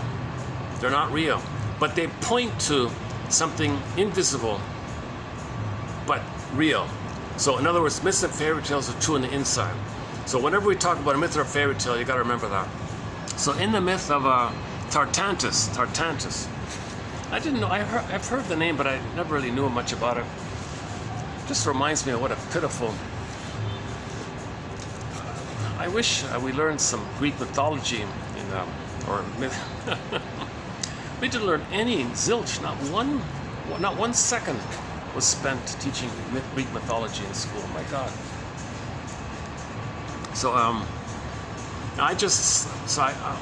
update this, but one author, I was looking up weaning trauma, and one guy from the 60s thinks that the image of Tartantus is code for weaning trauma. Okay, where the baby wasn't ready to, he remember, he's frozen, he's like, he wants to be fed, but it's not, and he's not getting mother's spirit, he's not getting mother's food, or he's not getting mother's supplies, spirit and supplies, soul and spirit. He's not getting soul and spirit from the mother. He's kind of frozen because mother was absent like that. So the image for this flash frozen of the weaning trauma, he thinks, interesting theory, that's what that means with Mr. Tartanus. Okay, so Mr. Tartanus, okay, not real, but it's about a guy in hell. Okay, pause here. Hell is a symbol, mythology. Hell is mythology. Okay, in terms of mythology, in terms of symbols as metaphors for psychology, hell is a metaphor for the emotion of shame. Okay, so when a person feels shame, the emotion of shame, you don't see it, but you feel it. It's a burning, biting feeling. Shame is a burning, biting feeling. Ouch, right? It's a shame. When you feel shame, blushing, shame, right? You feel shame. Well, the storyteller would make a painting, would draw a painting, or describe it orally or visually, I don't know, and say, oh, there's hell. It means shame. So you got Mr. Tartanus. You got this guy, Tartanus, some character called Tartanus, and he's in hell, meaning shame. Okay. So the baby feels shame in the weaning trauma. When the baby's rejected by the mother, that's his identity. His identity's rejected. Mother's not treating him like a human being. That's feeling of shame. So you got a character in the hell scene. Now in the hell scene, meaning shame, you got this character, Mr. Tartanus or whatever. Doesn't matter, just some made-up character. Doesn't matter, you can say it any way you want. So the story is, in the hell world, in the underworld or something, he's in the water up to his chin or something, and just above his head or something, there's some fruit and food. Let's say there's some cherries or peaches or something, I don't know. Peaches or cherries, let's say. And he's got the water here. So he's in hell like that, right? Now, if he tries to reach down to drink the water goes away. He can't get mother's spirit. So the water is mother's spirit, let's say. Mother's spirit, mother's feeling, mother's emotion. Okay, that's like the invisible side of mother. Okay, mother's spirit, mother's emotion, water, feeling, emotion. So he can't get mother's emotion, can't get mother's spirit, can't get mother's essence, nothing like that. So when he reaches up to try to grab the cherry or the peach, the wind blows it to the side, he can't get it. So he can't reach it. Okay, so imagine the baby reaching for the nipple and the mother pulls away the nipple, the weaning. So imagine it's a cherry. Baby reaches for the nipple, mother's no, weaning. So the wind blows the cherry branch and the cherries fly to the side, and the person can't reach the cherries. Can't get mother's emotion or feeling or spirit, can't get mother's food or nipple or practical feeding, bodily connection, the practical bodily, that's the soulful side of it all, and the feeding like that. So now you got this constant, timeless struggle. Can't get mother's spirit, can't get mother's nursing. He's stuck in this place like this, and he's forever. It's timeless. Snapshot. That's a pitch. That's a code for weaning trauma. He thinks that's weaning trauma. Now, at the same time, there's an agony by this. So they got a rock nearby to represent the ongoing agony that he feels in this condition. So the baby feels agony with the weaning trauma, and he can never touch. He's tantalized. Oh, there's tantalizing. There's a cherry. The baby is allured. The baby's tantalized, enticed, a great hope, allured, excited, right? The baby is trying to nurse. Mother pulls it away. No, baby, I'm going to spoil it. I resent this side. I'm going to give you. I'm going to hurt you. Mother hurt me. I don't remember. I'm going to do it to you, so I don't feel that it was done to me. I'm going to do it to you. Intergenerational trauma. The mother has an anniversary reaction. When she's feeding the baby, at that moment, she somehow remembers that when she herself was a baby and tried to feed, the mother pulled away and she was enraged. Doing it now repeats the thing that triggers the original. To get away from the pain that she felt originally, she makes the Faustian deal and dumps it on and shames the baby, rejects the baby. She does the weaning trauma onto the baby, so the mother doesn't feel up and remember up how she experienced the pain of experiencing weaning trauma with her mother. It's called the Faustian deal, identification with the aggressor.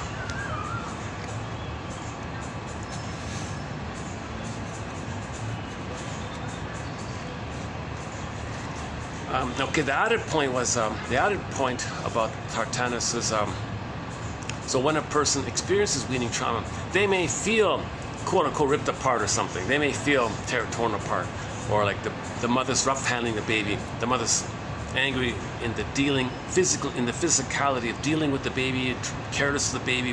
The baby might feel he's being ripped apart or something. So in the Tartanus story, what was it? The metaphor was he wanted to communicate to others that that's what happened to him. So the symbol was he had a son, he grew up and had a son, forgot the guy's name, ripped up the son and tried to put him in a pot and try to feed to the other ones. The other ones caught him. How dare you do such a thing? But he was trying to communicate that that's what happened to him, emotionally speaking, metaphorically speaking, not literally, metaphorically speaking. These images are too kind of graphic, but they're not real. They're just code. It's all code. Because long ago, the stories had to be graphic and vivid to make it last throughout the time. You got language issues, translations issues. So all you have is these kind of strong images to make it last like that. So the idea of serving up the kid like that in the stew or something, that's code for he felt ripped apart in the weaning trauma. That's all that means, I think. Now, the sequence of the story, remember there's no time in the unconscious, so if you take a myth, like a Greek myth or a fairy tale, you can present the scenes. It's all, any time can be any time. You can reverse it, it can be there, it can be there. So you don't have to follow any kind of time like that. So typically, I read on Wikipedia, the story is he did such a thing to test the gods if they're so smart or not, and then he was punished.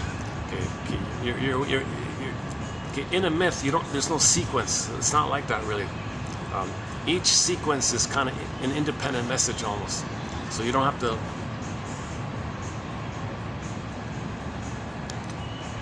So I think what Mr.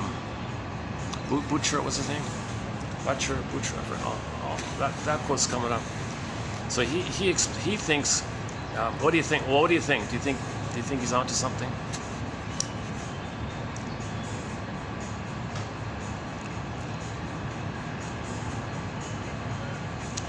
So just as a question mark, what if mothers were given a picture, and on the picture, you have that scene, You have the picture. You got a guy there named Mr. Tartatus. Put the code, your baby. Okay. So he's saying it to the mother. This is your baby. If you do weaning trauma, if you hurt your baby, if you don't meet the baby's needs, if you don't attend to your baby, if you want to express your anger to the mother onto the baby, or if you're not meeting the baby's needs, here's what's going to happen to your baby's soul. Mother, so pay attention, mother. So give the mother a painting. On the painting, you got the hell fiery scene, the hell fiery, all flames and all that, okay? You got the character Tartanus standing like on a stream or something, I guess. It's the water's up to his chin kind of thing. Hands, I don't know, his hands are tied or whatever, I don't know. Hands and feet are tied, I guess, I'm not sure what it is. He can't move, he's immobilized for some reason. Okay. And then just above Tartanus is the fruit, the cherry tree or something. And let's say the picture is, in frame 1, he tries to drink, the water goes away. In frame 2, he tries to reach for the nipple, the cherry, and the wind blows it away. And now he's stuck like that in a timelessness. And then the stone, you got this rock there, it's called agony. You take this picture, give it to the woman. This is what your child feels. This is the dilemma you're putting your child in. And that stone, his agony, that rock, he's going to feel the agony. You're going to be giving him agony if you do what you see in this picture here. Is that what you want for your baby, really?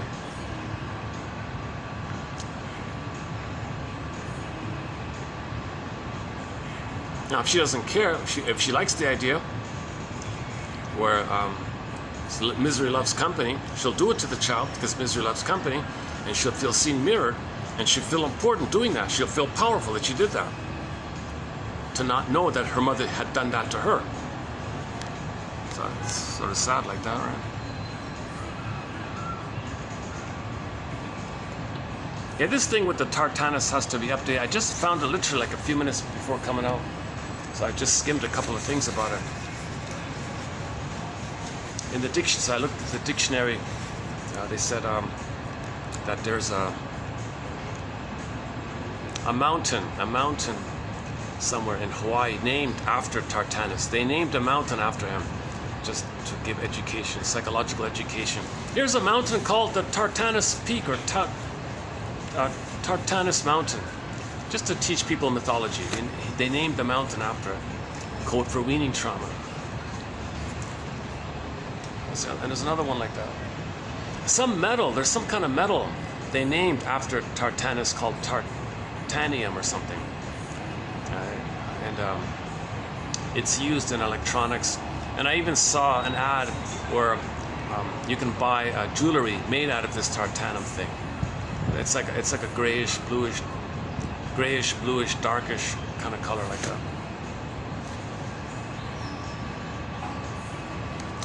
So it's some kind of mineral they make or something. It's in the earth somewhere or something like that. So they named the mineral. They named one of the minerals in the earth after that Greek god, Tartanium.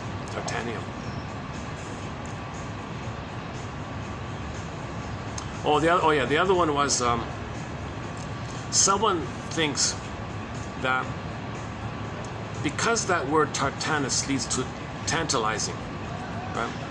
So the baby's tantalized. Mother, you gonna feed me? The mother pulls away. Mother, you gonna be there for me? Mother pulls away. The baby was tantalized, right? Now, maybe one person thinks, what if, generally speaking, we're all a bit like that? We always feel somehow unsatisfied. That there's always something tantalizing out there, but we never feel satisfied. Like the baby was never satisfied. The baby never got satisfaction, kind of thing.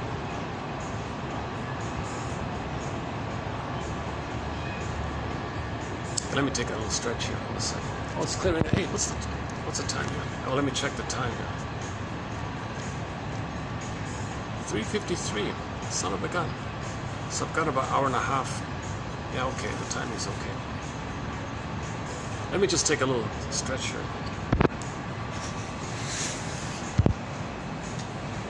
Oh, I should leave before. Oh, this place probably opens at 5. Let me leave this place maybe in a half an hour or something. Oh, it'll cool off. Yeah, there's some shade down there. Yeah, okay. Let me move it down to where that maze is, where that little pyramid in the maze is. I see some shade there. Yeah, okay, good. Yeah, to my surprise, it's not busy today in the park. Some days this park is packed. It's fully taken. This is very unusual. Look at that.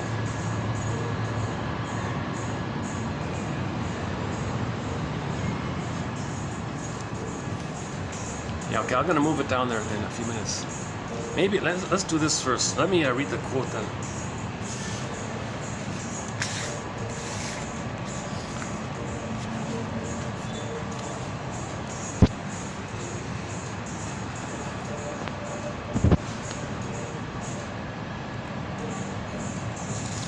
Let's try this. Okay, so today's quote. I did read it yesterday as a preview, so let's run through it again today. Now, I don't have this book. This comes from the free sample. The publisher made available a sample from chapter 1 of this book called Self-Devouring Society, Insatiable Greed, Gobbling. And we played the song by Joy Harjo. Look up Rabbit is Up to Tricks about this insatiable. Because remember, when the mother's sweetness and love is missing, okay, when the real need is unmet, flash, now you're stuck with symbolic search for the real thing. But no symbol is the real thing. So now you're searching for symbols of mother. It never works. Again, hedonic treadmill. It's going to be greedy. It's going to be continuous. And if you continue this pattern, okay, it's self-devouring society. So if everyone's doing this, okay, now we're plundering the planet, pillaging the planet, so we're devouring this planet. So this Jappe guy borrows another Greek myth, the Greek myth of Erysichthon, Erysichthon, however that's pronounced. So this guy, okay, the Greek myth of Erysichthon or Sishon describes the fate of a king whose hunger drove him to eat. So there was some story about a king who just kept gobbling, eating. It's just a metaphor of this self-devouring society, he called it. He kept devouring, kept eating and eating. Now he's eating trees and he's eating things. He's just eating everything. He ate everything around him. He ate the buildings, he ate the rocks, he ate the fish, he ate the rivers. He just kept devouring. After everything was barren, and he's alone, he ate himself. He gobbled. Yeah, it's just over the ridiculous kind of thing, right? So he's trying to say here, this myth, okay, this metaphor, okay, we can borrow this metaphor, this image, he says, of a self-destructive dynamic. Okay, so this is linked to narcissism, of course. A narcissist is someone who can only interact with the world by consuming it. Okay, so everybody's symbolic breaths, which they siphon, they consume. Okay, typical greedy kind of thing. They don't give, they just take, right? Now, if they give the illusion of giving, it's strategic to take more kind of thing. It's not real gift. Whatever they give, it's called a narcissistic giving, to make them look good. So one short seller said something. For a moment, you might think well of him. Wait a minute, what's the result? You think well of him, but he did very, very damaging things. But he said something as a trick to make you think that he's admirable or something, but to distract you. So if he does, quote unquote, give something, it's only out of vanity. A narcissist is someone who can only interact with the world by consuming him and who cannot conceive, and he can't control himself, right? He can't admit that his mother hurt him. He can't free associate, tell the truth, make I statements. He's got the chasm. In trauma, the image is the chasm, sarcasm. Inside Out 2 filmed a huge chasm in the earth. Okay, it's a geological metaphor called the basic fault in the earth, like that. Okay, Miss Core, the princess, is on the field. Earth opens up, she gets pulled down. They got the chasm image. The emotion associated with the chasm image, their soul is missing, crack open like that. Basic is the basic fall. The emotion is the sarcasm characters, the little mind workers, and Inside Out 2 called sarcasm. The little mind workers called sarcasm characters. Sar-chasm. So So angry, bitter, filled with, and the spokesperson on the top was ennui. They feel ennui now. The greed. Now they're bored. They have greed. They gobble. It never satiates. Now they're destructive in their anger that the greed never worked. They feel ennui. So that's the narcissism. Not the narcissism in any of the stinger personality patterns, not just NPDs. Like the voyeurs just watch others do it, right? The turtles have a pride. They're proud of being detached about it or something, but they support it. They're all complicit. Like the passive types, the voyeur, the passive aggressive, okay, the clinging, the the waif, and the other one. They're all complicit to it, right?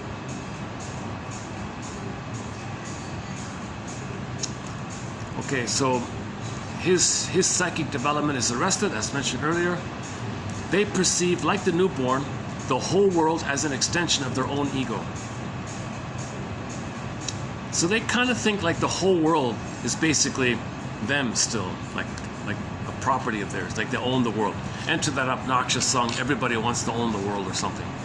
No, nonsense. Not all babies are traumatized prior to 18 months, but those who are traumatized, okay, so if the mother doesn't hold the baby, if the baby's removed from the mother, if schedule feeding, that'll do it. Schedule feeding, okay, like schedule feeding, that'll do it. This nonsense with the schedule feeding, that'll do it.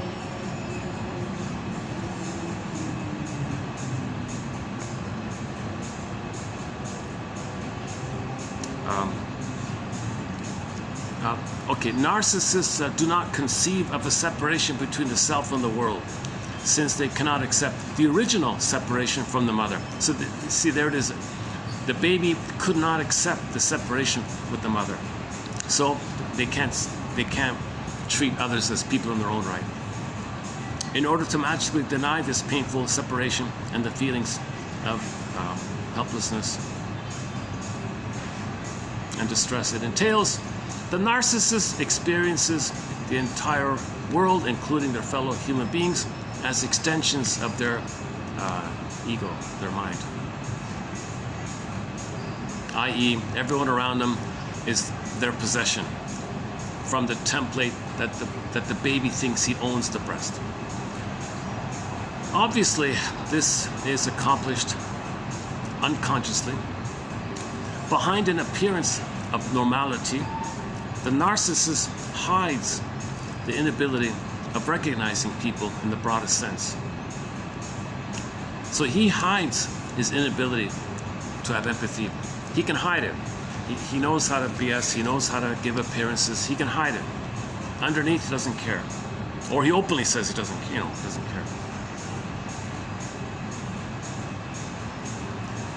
Usually their humor is dark humor, sardonic humor, constant bitter banter, constant insulting.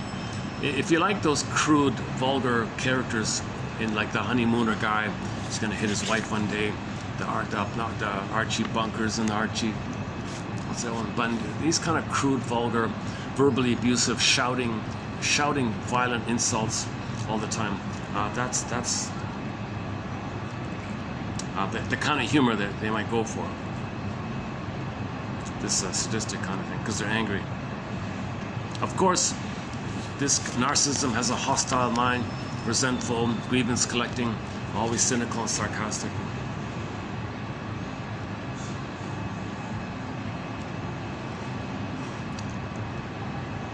The egocentrism of the narcissist, its most visible aspect, is only a consequence of this process. The external world is perceived as a projection. People and others are not perceived for what they are, but as extensions of them. Faced with the feeling of omnipotence of the narcissistic ego, which resorts, if necessary, at least in the case of a small child, to forms of hallucinatory satisfaction of their desires. The world is only an object to be manipulated. Okay, so narcissism thinks that the purpose of the world is to manipulate it, is to control it, to conform to the missing breast. See, there's a there's in the memory, there should be a memory of a loving breast called the soothing interject, the holding interject, okay, the good breast memory. So there's supposed to be a memory of a loving breast, let's say. It's missing, it's vacuous. In the whole, you're trying to fill in for it. So any kind of addictive activity, any kind of greed, any kind of hoarding, any kind of symbols of the nibbled cigarette, symbols of the sweetness, cookies, emotional eating, comfort foods, ice cream, any kind of symbol of the breast. Could be material, matter, things you buy, could be activities, anything that's supposed to be maternal or supposed to give you what the mother should have given you, any kind of ersatz self-object, okay, Oedipal called it addictive trigger mechanism. It's trying to fill in. So one person's, who was it? Somebody said all addictions, okay, are your search. It means you're searching for the breast. His line, I'm paraphrasing here, but the paraphrase I have for it is, all addictions are searching to have a memory of a loving breast in there that should have been there originally. It wasn't there, and you're addictive, trying to sizzle up, make a good breast memory instead of having an empty hole there. You don't want the empty hole there. You want the breast memory there, not an empty hole there memory. A memory of no breast. You want a memory of a breast. Addictions are trying to replace the memory of no breast with a memory of breast. So that's addiction. It doesn't work because nothing in the present is the mother in the past. So it never works. Huh? Okay, where are we here?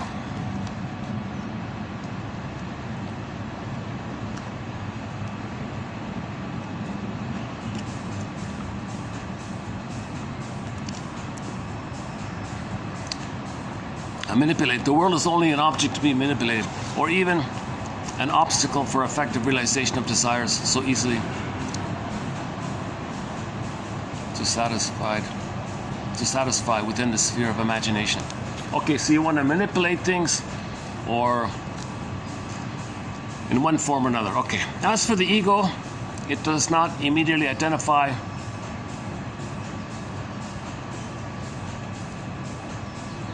Okay, so you're okay. Part of what's going on is primary process mentation. So there's no conscious logic. Okay, in narcissism doesn't have like secondary reality logic. They have primary logic. Okay, like Alice in Wonderland thinking. So they can lie and think they're always right. That's called primary process. Like they can flim-flammery and do double talk and double think and duplicity. That's primary process. Hall of mirrors, house of mirrors, now you see me, now you don't, catch me if you can. Okay, just constant manipulators, that's primary process. It's called survival anxiety. That's primary process. Of course, the narcissism referred to here does not consist merely in an excess of vanity. It's all just about you, that's all you see.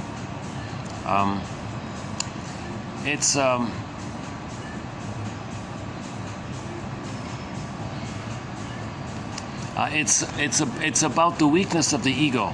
There isn't a conscious present ego present.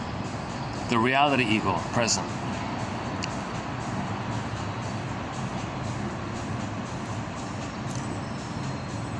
Okay, in other words, the normal ego allows you to do person-to-person relationship, thou. You need an ego, you need a beingness, an ego to do thou, love and love, right? Empathy, family kind of thing. If you think some members are your family and some others, you know what I mean? Like if you think, anybody who thinks in jungleism all the time, anybody who's constant jungleism slogans, my greed or your greed, either or, adversarial thinking, oppositional thinking, either or, okay, that's trauma, and that's weaning trauma. You're stuck there.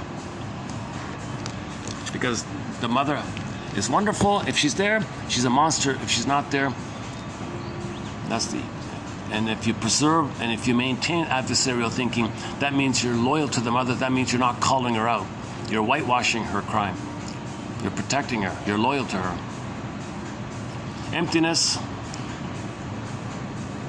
repetition compulsion, okay, self-devouring society, he calls it. Intrauterine life, okay, next one here. Intrauterine life consists clearly of a situation of oneness, fusion. So the baby inside the uterus, okay, he feels a kind of fusion in which there is no distinction between himself and the world, him and the mother, even between what's inside of him and what's outside of him. Any need is immediately satisfied. Right? And he thinks he created it by being a magic magician. For the rest, we can only speculate on what the unborn child or baby experiences.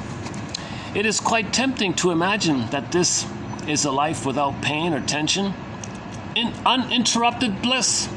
The baby's in the Garden of Eden, uninterrupted bliss, paradise. So the baby has paradise. We can equally imagine that ideas of paradise and the golden age, so present in different cultures and always situated at the beginning of time, or to put it better, before the beginning of recorded time, historical time, are mythological transfigurations of that paradisical state that every human being has known. Okay, so in mythology, in religious stories, mythology, myths and fairy tales, okay, and then many religious stories are from there as well. Okay, so any kind of talk about paradisical states, that's code for the psychology of this blissful feeling that the baby has in the uterus, the good old days, the paradise, Shambhala, Shangri-La, etc. Mythological, okay, fairy tale, mythological transformations, retellings of that paradisical state that every person has known, or of which they keep a vague memory after their expulsion from the womb. So we have some vague memory of this paradise, and somehow we intuit it, so we create stories about it to help us know our story, to know ourselves. It can even be argued that much human behavior from the preference for small and protective places to the mystical search for a union with God corresponds to a desire to return in utero. Okay, hence the joke. I remember a joke somebody said a long time ago. So this would be a good extension of this man's joke. I don't know who the author of the joke is, but something to the effect as follows: we spend the first 9 months of life trying to get out of the womb, and the rest of our lives trying to get back in. So it's sort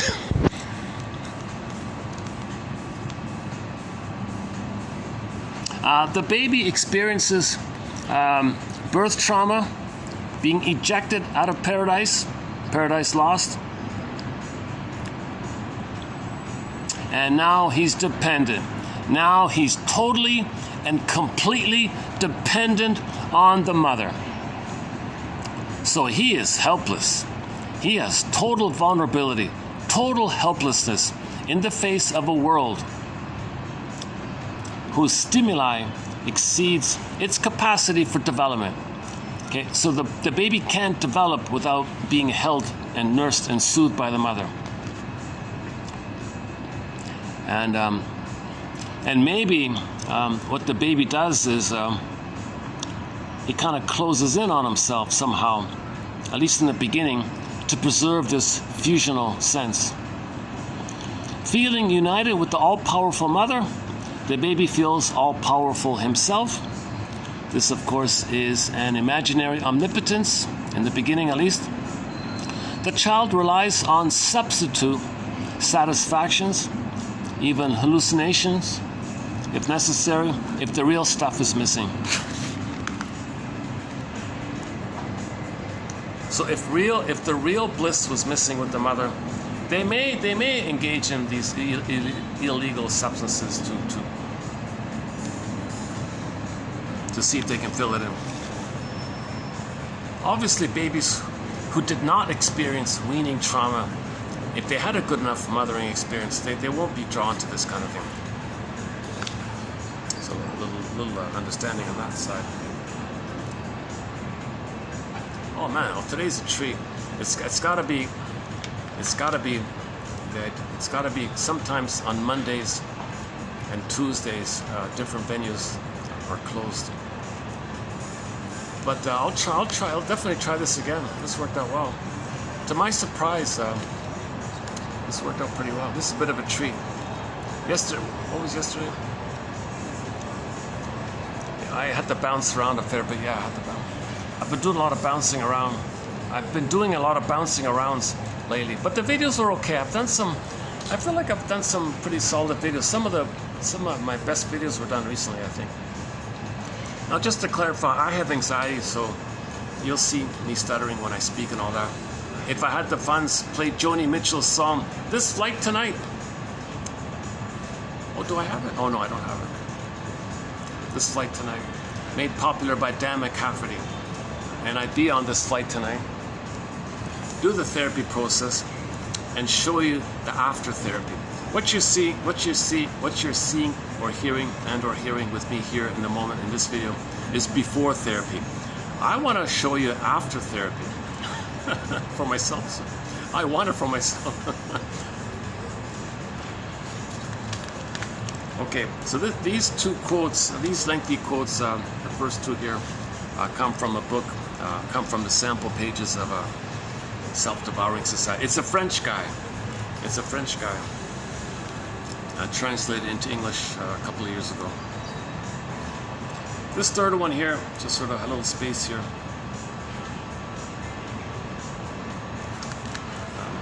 Let's see, what is it again? Okay, let's do the third one here quickly. Oh, here we go.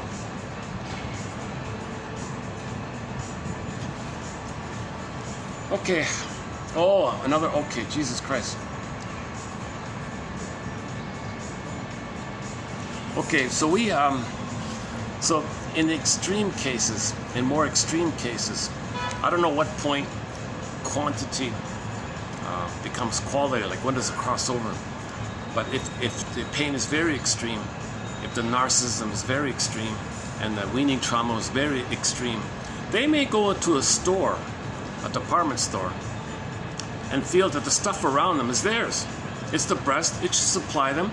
They shouldn't have to pay. They're entitled. So a lot of shoplifting might be in this mode.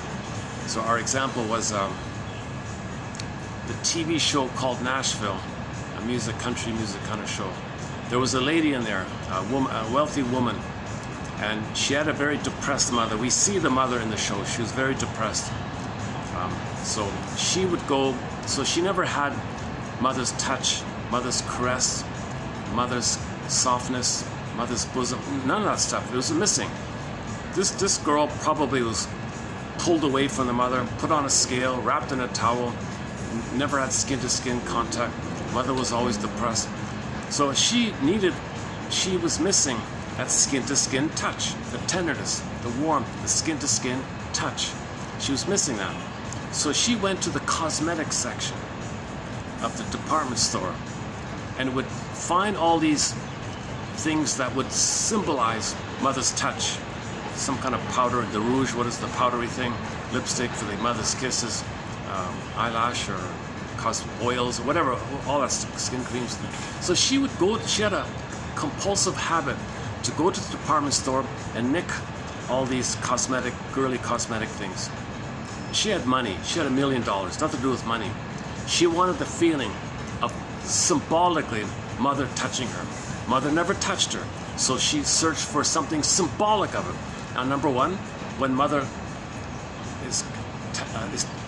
holds the baby nicely, the child doesn't have to pay for that. The mother does it freely, unconditional love, unconditional giving. Flash frozen. She goes to the store and thinks in that attitude, so she takes it, okay, because that's the setup of what she needed. She needed unconditional receiving, unconditional love, touch, caress, sweetness, kisses, tenderness. Okay, so go to the cosmetic store. That's symbolic of that. Now the symbol, no symbol can fill in for that. So she did it again and again, hedonic treadmill. She kept doing it again and again, like that.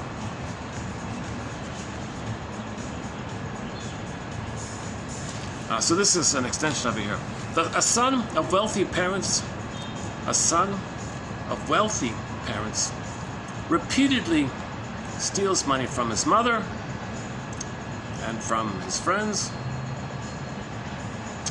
The money is spent for the most part on sweets. So the little boy wants to buy candy all the time. The analysis revealed his problem traceable to two traumatic experiences in early childhood. Number one, weaning trauma. And number two, the birth of a younger brother. In striving to master these traumas, plural, the stealing symptom appeared. It was a symptom, trying to master the trauma. When he was made to understand the origin of his difficulties, his recovery was rapid. So the consciousness helped him a lot, right? So once he was conscious of it, his reality ego, oh my God, I'm still looking for the breast. I'm grabbing, stealing because I want mother's breast at the feeding. She weaned me. She didn't feed me properly. She was busy with work. Oh my God. Oh, I don't got to do this anymore. Okay, reality check. But maybe, but you see, if he doesn't mourn the mother, if he doesn't mourn it emotionally, if he emotionally gets it, fine. But if he doesn't emotionally gets it, if it's only intellectual, okay, he's BSing himself. Okay, it's gonna come, the problem will come out in some other way. He'll be a gambler or whatever, or something like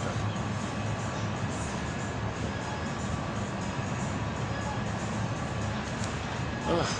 I'm finally relaxing here. My goodness. It takes me a while to calm down when I do these sweltering hot summer videos. That's too bad about the light. Oh, there's the lighting here.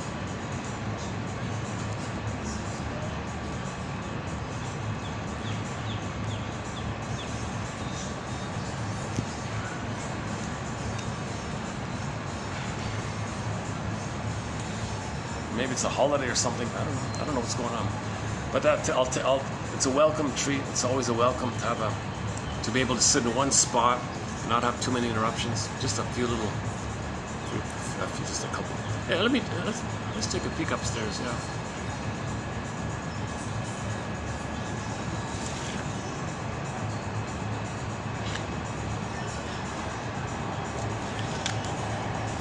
Okay, so the last. It starts with 6. Our topic on weaning trauma begins with 2996. Okay, we had a few quotes in there, and then 7 and 8, and now 9. And then, and then TQ 3000. The next one will be on Tartanus, mentioned earlier. So think about it. The baby is, mother, where's the nipple? Where's the nursing? And it pulls away. Okay, so the metaphor is the guy's trying to reach up for the fruit on the trees, and it blows away. Like the wind blows the branches away, so he reaches for it, it's taken away.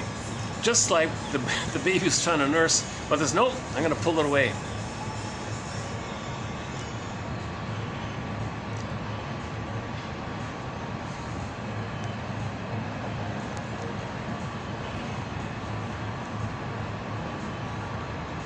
And I've seen this a few times, this metaphor with the body and parts and all that.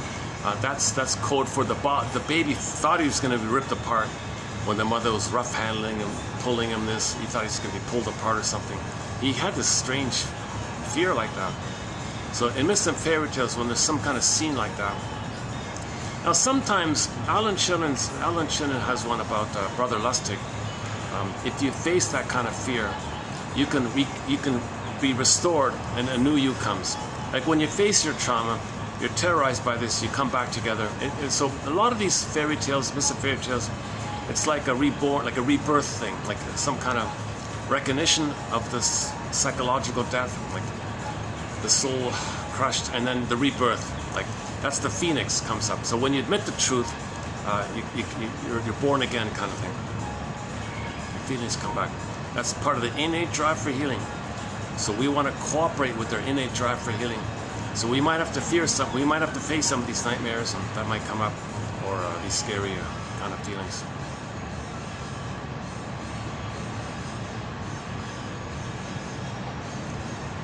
Or we just process bit by bit.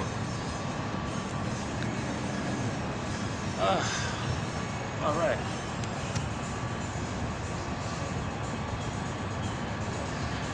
Let's play another song here. One sec. Oh, Brian Andre. Oh, we finished. Oh, let's play another one.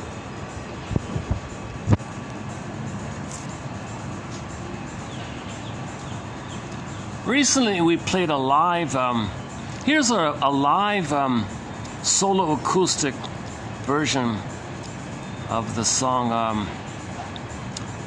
"The Girl from Last Night's Dream" by Carl Dixon. I'm gonna play you one more song from the band I have with my friends, Tony Hammond.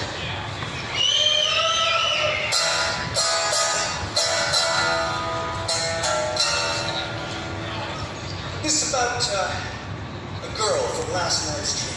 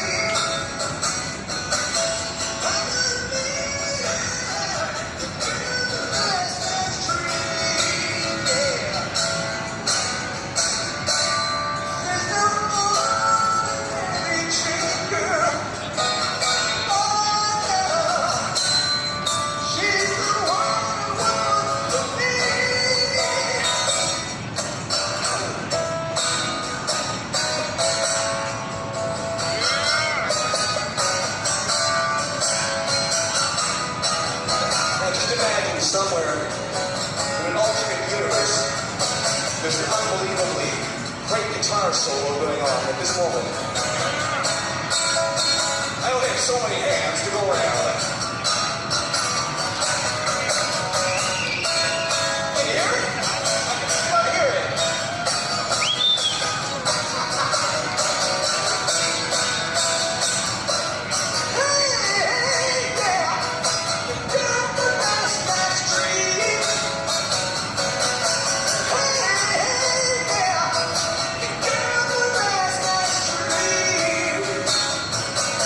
I wanna be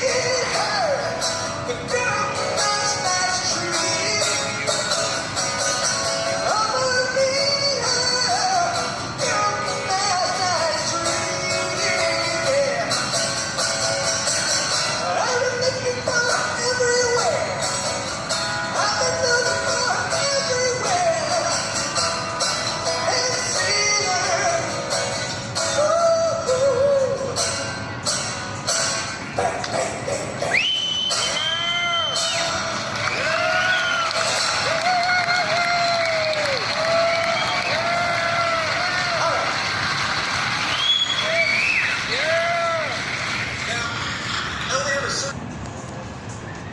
Not sure how it came across. Only 35 views. Can you believe it on YouTube? 35 views. But that was done about 5 months ago in Tonawanda, New York, Western New York or something. Look up Carl Dixon, the singer's Carl Dixon with a C, Dixon, Carl Dixon. Oh, the teacher in room 222 was named Dixon, right? Carl Dixon, New York. You know, within the past year, he'll show up. Yeah. He closed up that song with "Don't Stop Believing."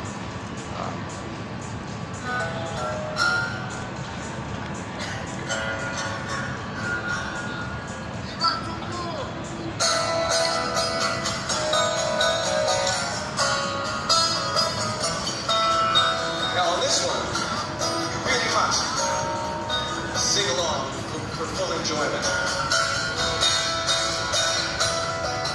Just a small town girl living in a lonely world.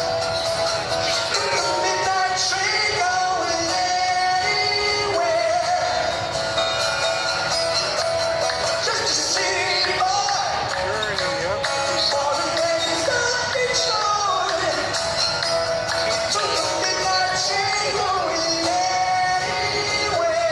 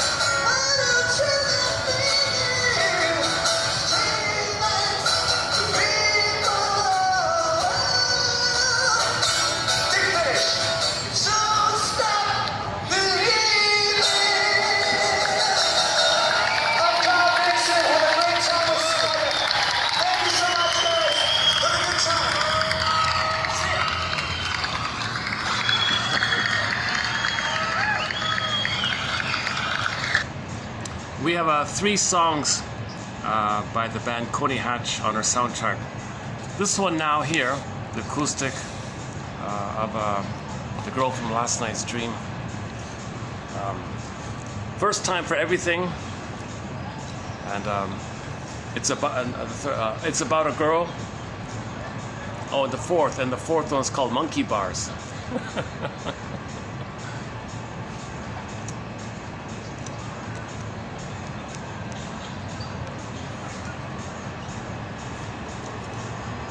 Let's see, how's the time here? Should we just close it up here? 4:34. I'm tempted to go to the upper floor there.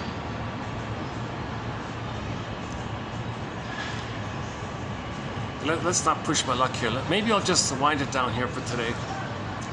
So your mission, in each video, the mission is to, so we post on average 10 quotes. Today only 3, but sometimes there's more, sometimes there's 10 or 15.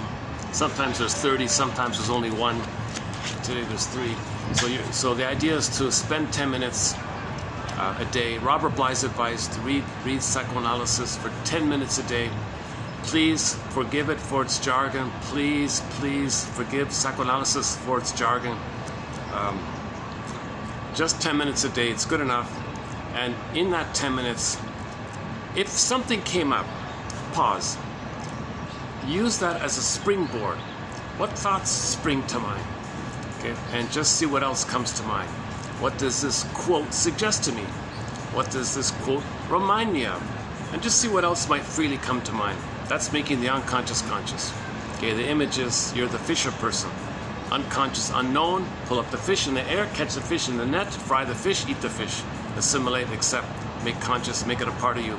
Okay? Or pull up the rampions, the radishes, the Rapunzels, similar thing. Okay? Also, it's the spirit that when you realize you're on the second journey, okay, you're in touch with the dwarves.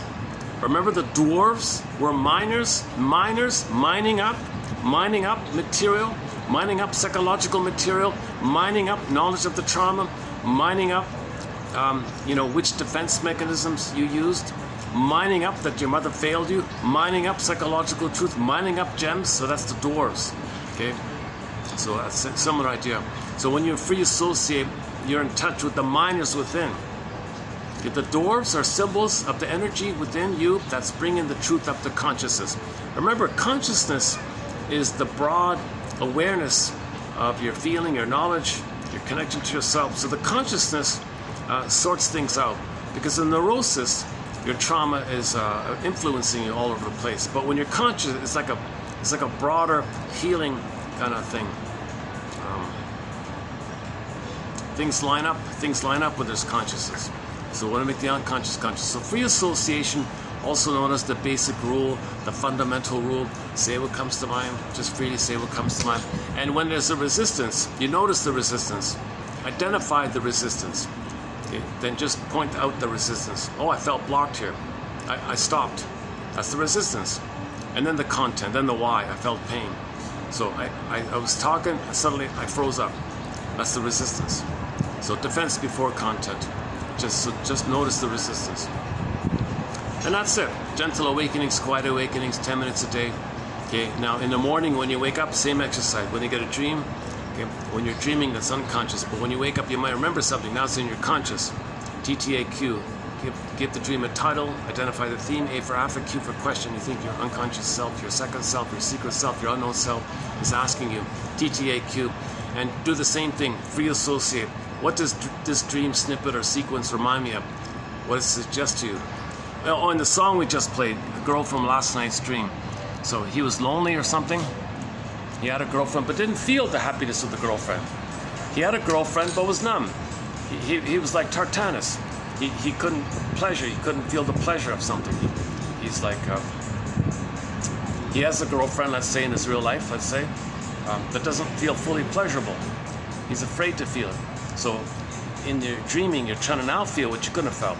So now he's going to feel what he tried to feel. So he had a happy dream with a girl or something. I want to meet this beautiful girl in my dream like that. Well, he already had a happy time with some girl in his regular life but was afraid to feel it. So when you dream, your feelings come up. So there's this innate drive to bring up to consciousness, feeling what you couldn't have felt, knowing what you couldn't have known, okay, building your consciousness, where it was, ego shall be. Okay, it's like the duck. The duck can walk on land, the duck can swim in the water, the duck can fly in the air. So we got to live in these worlds, be like the duck. Okay? You got to study defense mechanism. That's the trickster energy. Rabbit is up to tricks. So any kind of defense mechanism in the mind, identification with the aggressor, these flip-flop, that's all like rabbit energy. You got to study the rabbit. Inside the rabbit is the duck, and then there's the egg. Okay, Maiden King's fairy tale. A key task in the healing journey is to find the third side of the coin. Okay, go to our quotes from the classic TV show Route 66. You can find them in $25.99. Go to TQ $25.99. Some of the best quotes in our 10,000 encyclopedia come from that show, Route 66. It's the fifth one down about the third side of the coin. Those top 5 quotes are some of the best quotes in our collection. That's an incredible, I think that's an incredible set of quotes, those first 5. The albatross, the mask one, the birth trauma one.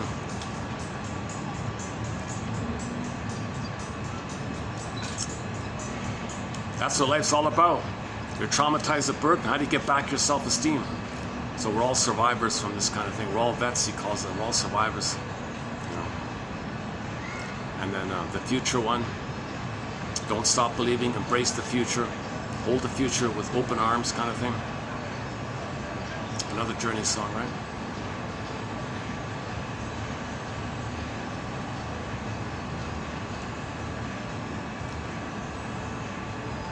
Carry On Wayward Son, Kansas. So innate drive for healing. So that means as long as we're moving towards consciousness. So that's what Robert Bly was trying to tell people. Read this stuff for 10 minutes a day. So it's good that there's a mountain named Tartanus. It's great. We should have more mountains and more natural places. We need more street names and place names named after scenes from psychology. Have Freud Avenue, have a Masterson Street, have Burglar Boulevard, have Karen Horney Lane or something. Karen Horney Hollow, no. Karen Horney Cul-de-sac, no, I don't know. Karen Horney Grotstein Street, the Ogden Boulevard, I guess. Janoff Way, the Janoff Way. we need places to be named. In Germany, there are a lot of parks are named after fairy tales. There's even a Peer Gynt Park in Oslo over the Peer Gynt story. The Peer Gynt story is kind of like the Narcissist myth story. Variation by Mr. Ibsen. They have a whole park called the Ibsen Park, the Peer Gynt Park. Okay. So that promotes psychological awareness. That really does promote psychological awareness, I think. In the Many Loves of Dopey Gillis, the main image was the statue of the thinker guy. His hand on the forehead, the fist on the forehead, leaning down, thinking, the thinker, the famous thinker one. Just update that one. So we need more inspiration about becoming conscious. We're supporting ourselves to become conscious.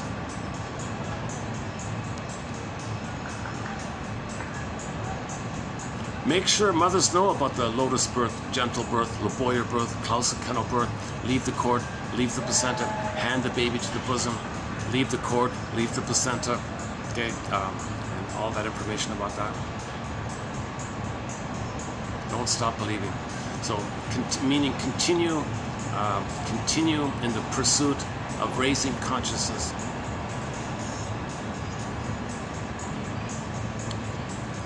So we discussed the classic show, the Twilight Zone classic show, the Twilight Zone.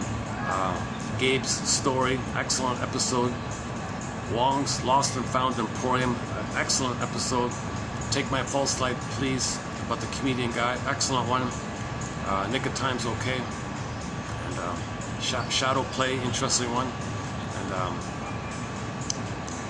The Cat and Mouse is about the Don Juan syndrome. Don Quixote or whatever.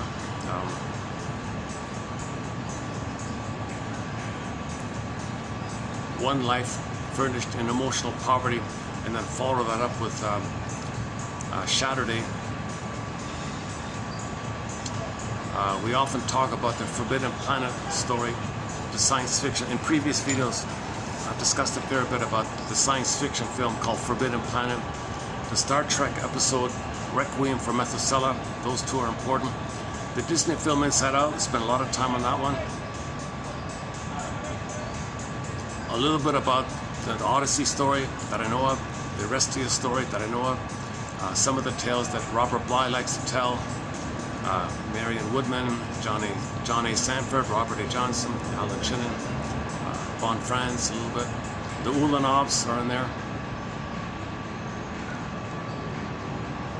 And then the newest one is these two Greek characters, Erysichthon, however that's pronounced, Erysichthon maybe, Erysichthon,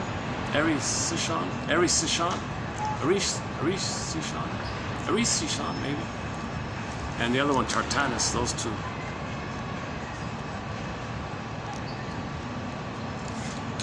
See, I would admit, I think that's interesting. We got to explore that idea. He's the only one that I know of. I mentioned this, that Tartanus. Okay, he reaches for the food and it blows away.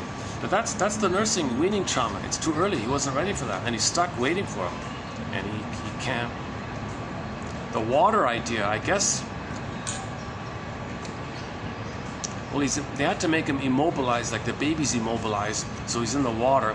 So maybe that's kind of like reference to uterine in the water world, right? Okay, so maybe him being in the water might refer to the continuation of the trauma, that he's still in a womb-like, uterine-like condition. The baby is still in a kind of extended uterine state, right? Today's school. So maybe the Tartanus being in the water like that is code for that kind of thing, that kind of time. He can't go, the baby can't go anywhere, he can't walk anywhere. So Tartanus being in the water like that, that refers to the uterine time, up to 4 to 5 months. Maybe there was a trauma in the uterine time, and in the nursing time, post-birth time, he's having. Maybe there was uterine trauma, prenatal trauma. That's why he's stuck there, and maybe the mother's failing him in the feeding trauma. So he's got like a double trauma, and the birth trauma would set that in, kind of thing. Now he's in a timeless state like that. Poor guy, right? Jesus Christ. Now we regard him like a villain because he ends up with a narcissistic personality. So Tartanus is considered like a narcissistic, evil kind of character and all that. But but you can't think of it like you gotta understand, why is a person narcissistic? Why does a person become narcissistic? Why? We're looking at the why of it all, kind of thing. There's no point in just labeling, and then, because if you label, then you have the temptation to project your rage at your mother onto the narcissist. So it's not helpful.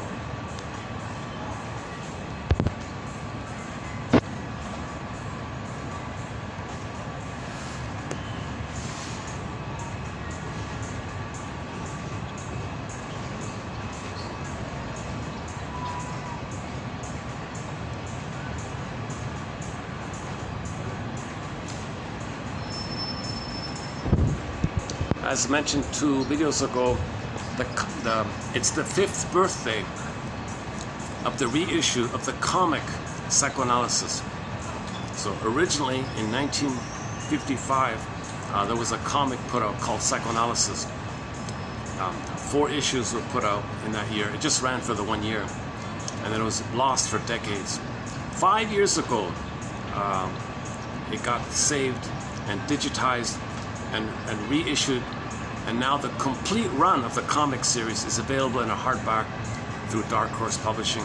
It's the best introduction to psychoanalysis. That comic, it's not a frivolous nonsense. It's actually, it was meant to be an educational tool. That comic is an educational tool. Yes, they made it a little exaggerated, but it's an educational tool.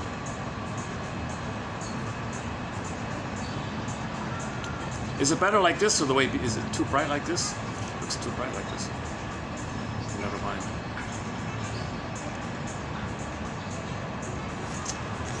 Weaning trauma. Yeah, Jesus, eh?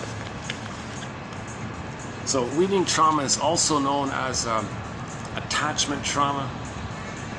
The baby needs a secure attachment style. He's not getting him. So that can be caused by weaning trauma. Two-body trauma, baby, mother, two bodies, trauma in the two-body time, or two psychology trauma, also known as the pre-Oedipal trauma. See, the problem with this triangle issue is that the problem with the mother is transferred to the father, but the father can't do what the mother should have done, so it's still the basic fault. Abandonment syndrome, abandonment complex, abandonment neurosis, okay, called the basic fault. The geological metaphor anthroposophic can pull down this eerie feeling that a core basic fault took place. Now you're in a swoon, you're in a trance, and your beingness is not there. And then you transfer that to others, it doesn't work. So that's the eternal, that's what Star Trek means by the eternal love triangle. It's really this issue that the father can't do what the mother, and no father plus anyone else cannot do what the mother should have done. So it's not really technically a triangular issue. It's still the two-person issue called the basic fault. That's why Mr. Ballin created that phrase, basic fault, and Miss Grew, G-U-E-X or G-E-U-X, Germain, created the phrase abandonment syndrome, abandonment neurosis. To not, because the shrinks used to call it pre-Oedipal trauma. That implies if there's an Oedipal, like a triangular problem, that implies that there's no problem with the mother. No, the reason there's a problem with the three, because there's a problem with the two. You just transfer the problem onto the problem with three. And that's the way to protect your mother. Blame the father. So fathers are getting, too many fathers are getting blamed for what the mother failed to do. Yes, the father can protect the child from the abusive mother. Yes, the father needs to guide and teach and show the child. But the father can't do what the mother should have done. So he can blame the father for those kind of things. He was never around, out of it kind of thing. But we're making a mistake blaming the father for what the mother should have done. That's the eternal triangle. That's the constant problem we've been dealing with as homo traumicus. That's the core issue of homo traumicus for the past 10,000 years.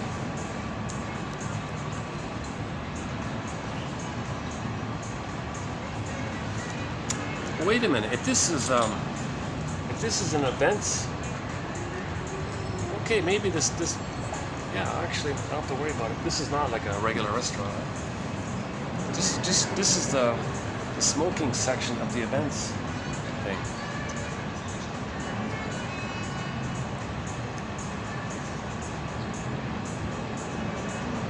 Yeah, cool. Okay, well, let's see how it goes. I'll just see what happens. I'm thinking I should maybe leave soon, anyways, just in case. Let's see, what time is it? 4:52. 40% on the battery. Either I close it up here or just change it up a bit and go somewhere.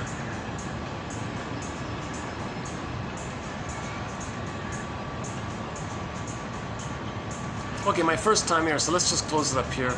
Let me check around a bit. Let me find out how much it costs. Let me find out the hours up there. Let's see. Let's see if it's open in the afternoon. How much it costs, and if there's a place where I could do a video up there, in case I can't do it here. Maybe it's a fluke. Maybe this might be a fluke here. I don't know.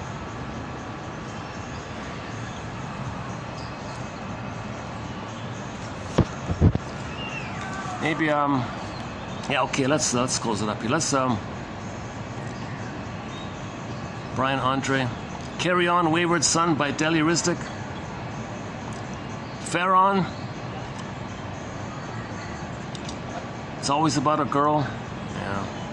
Coney Hatch. Je te destiné. Cashton, should we play Cashton?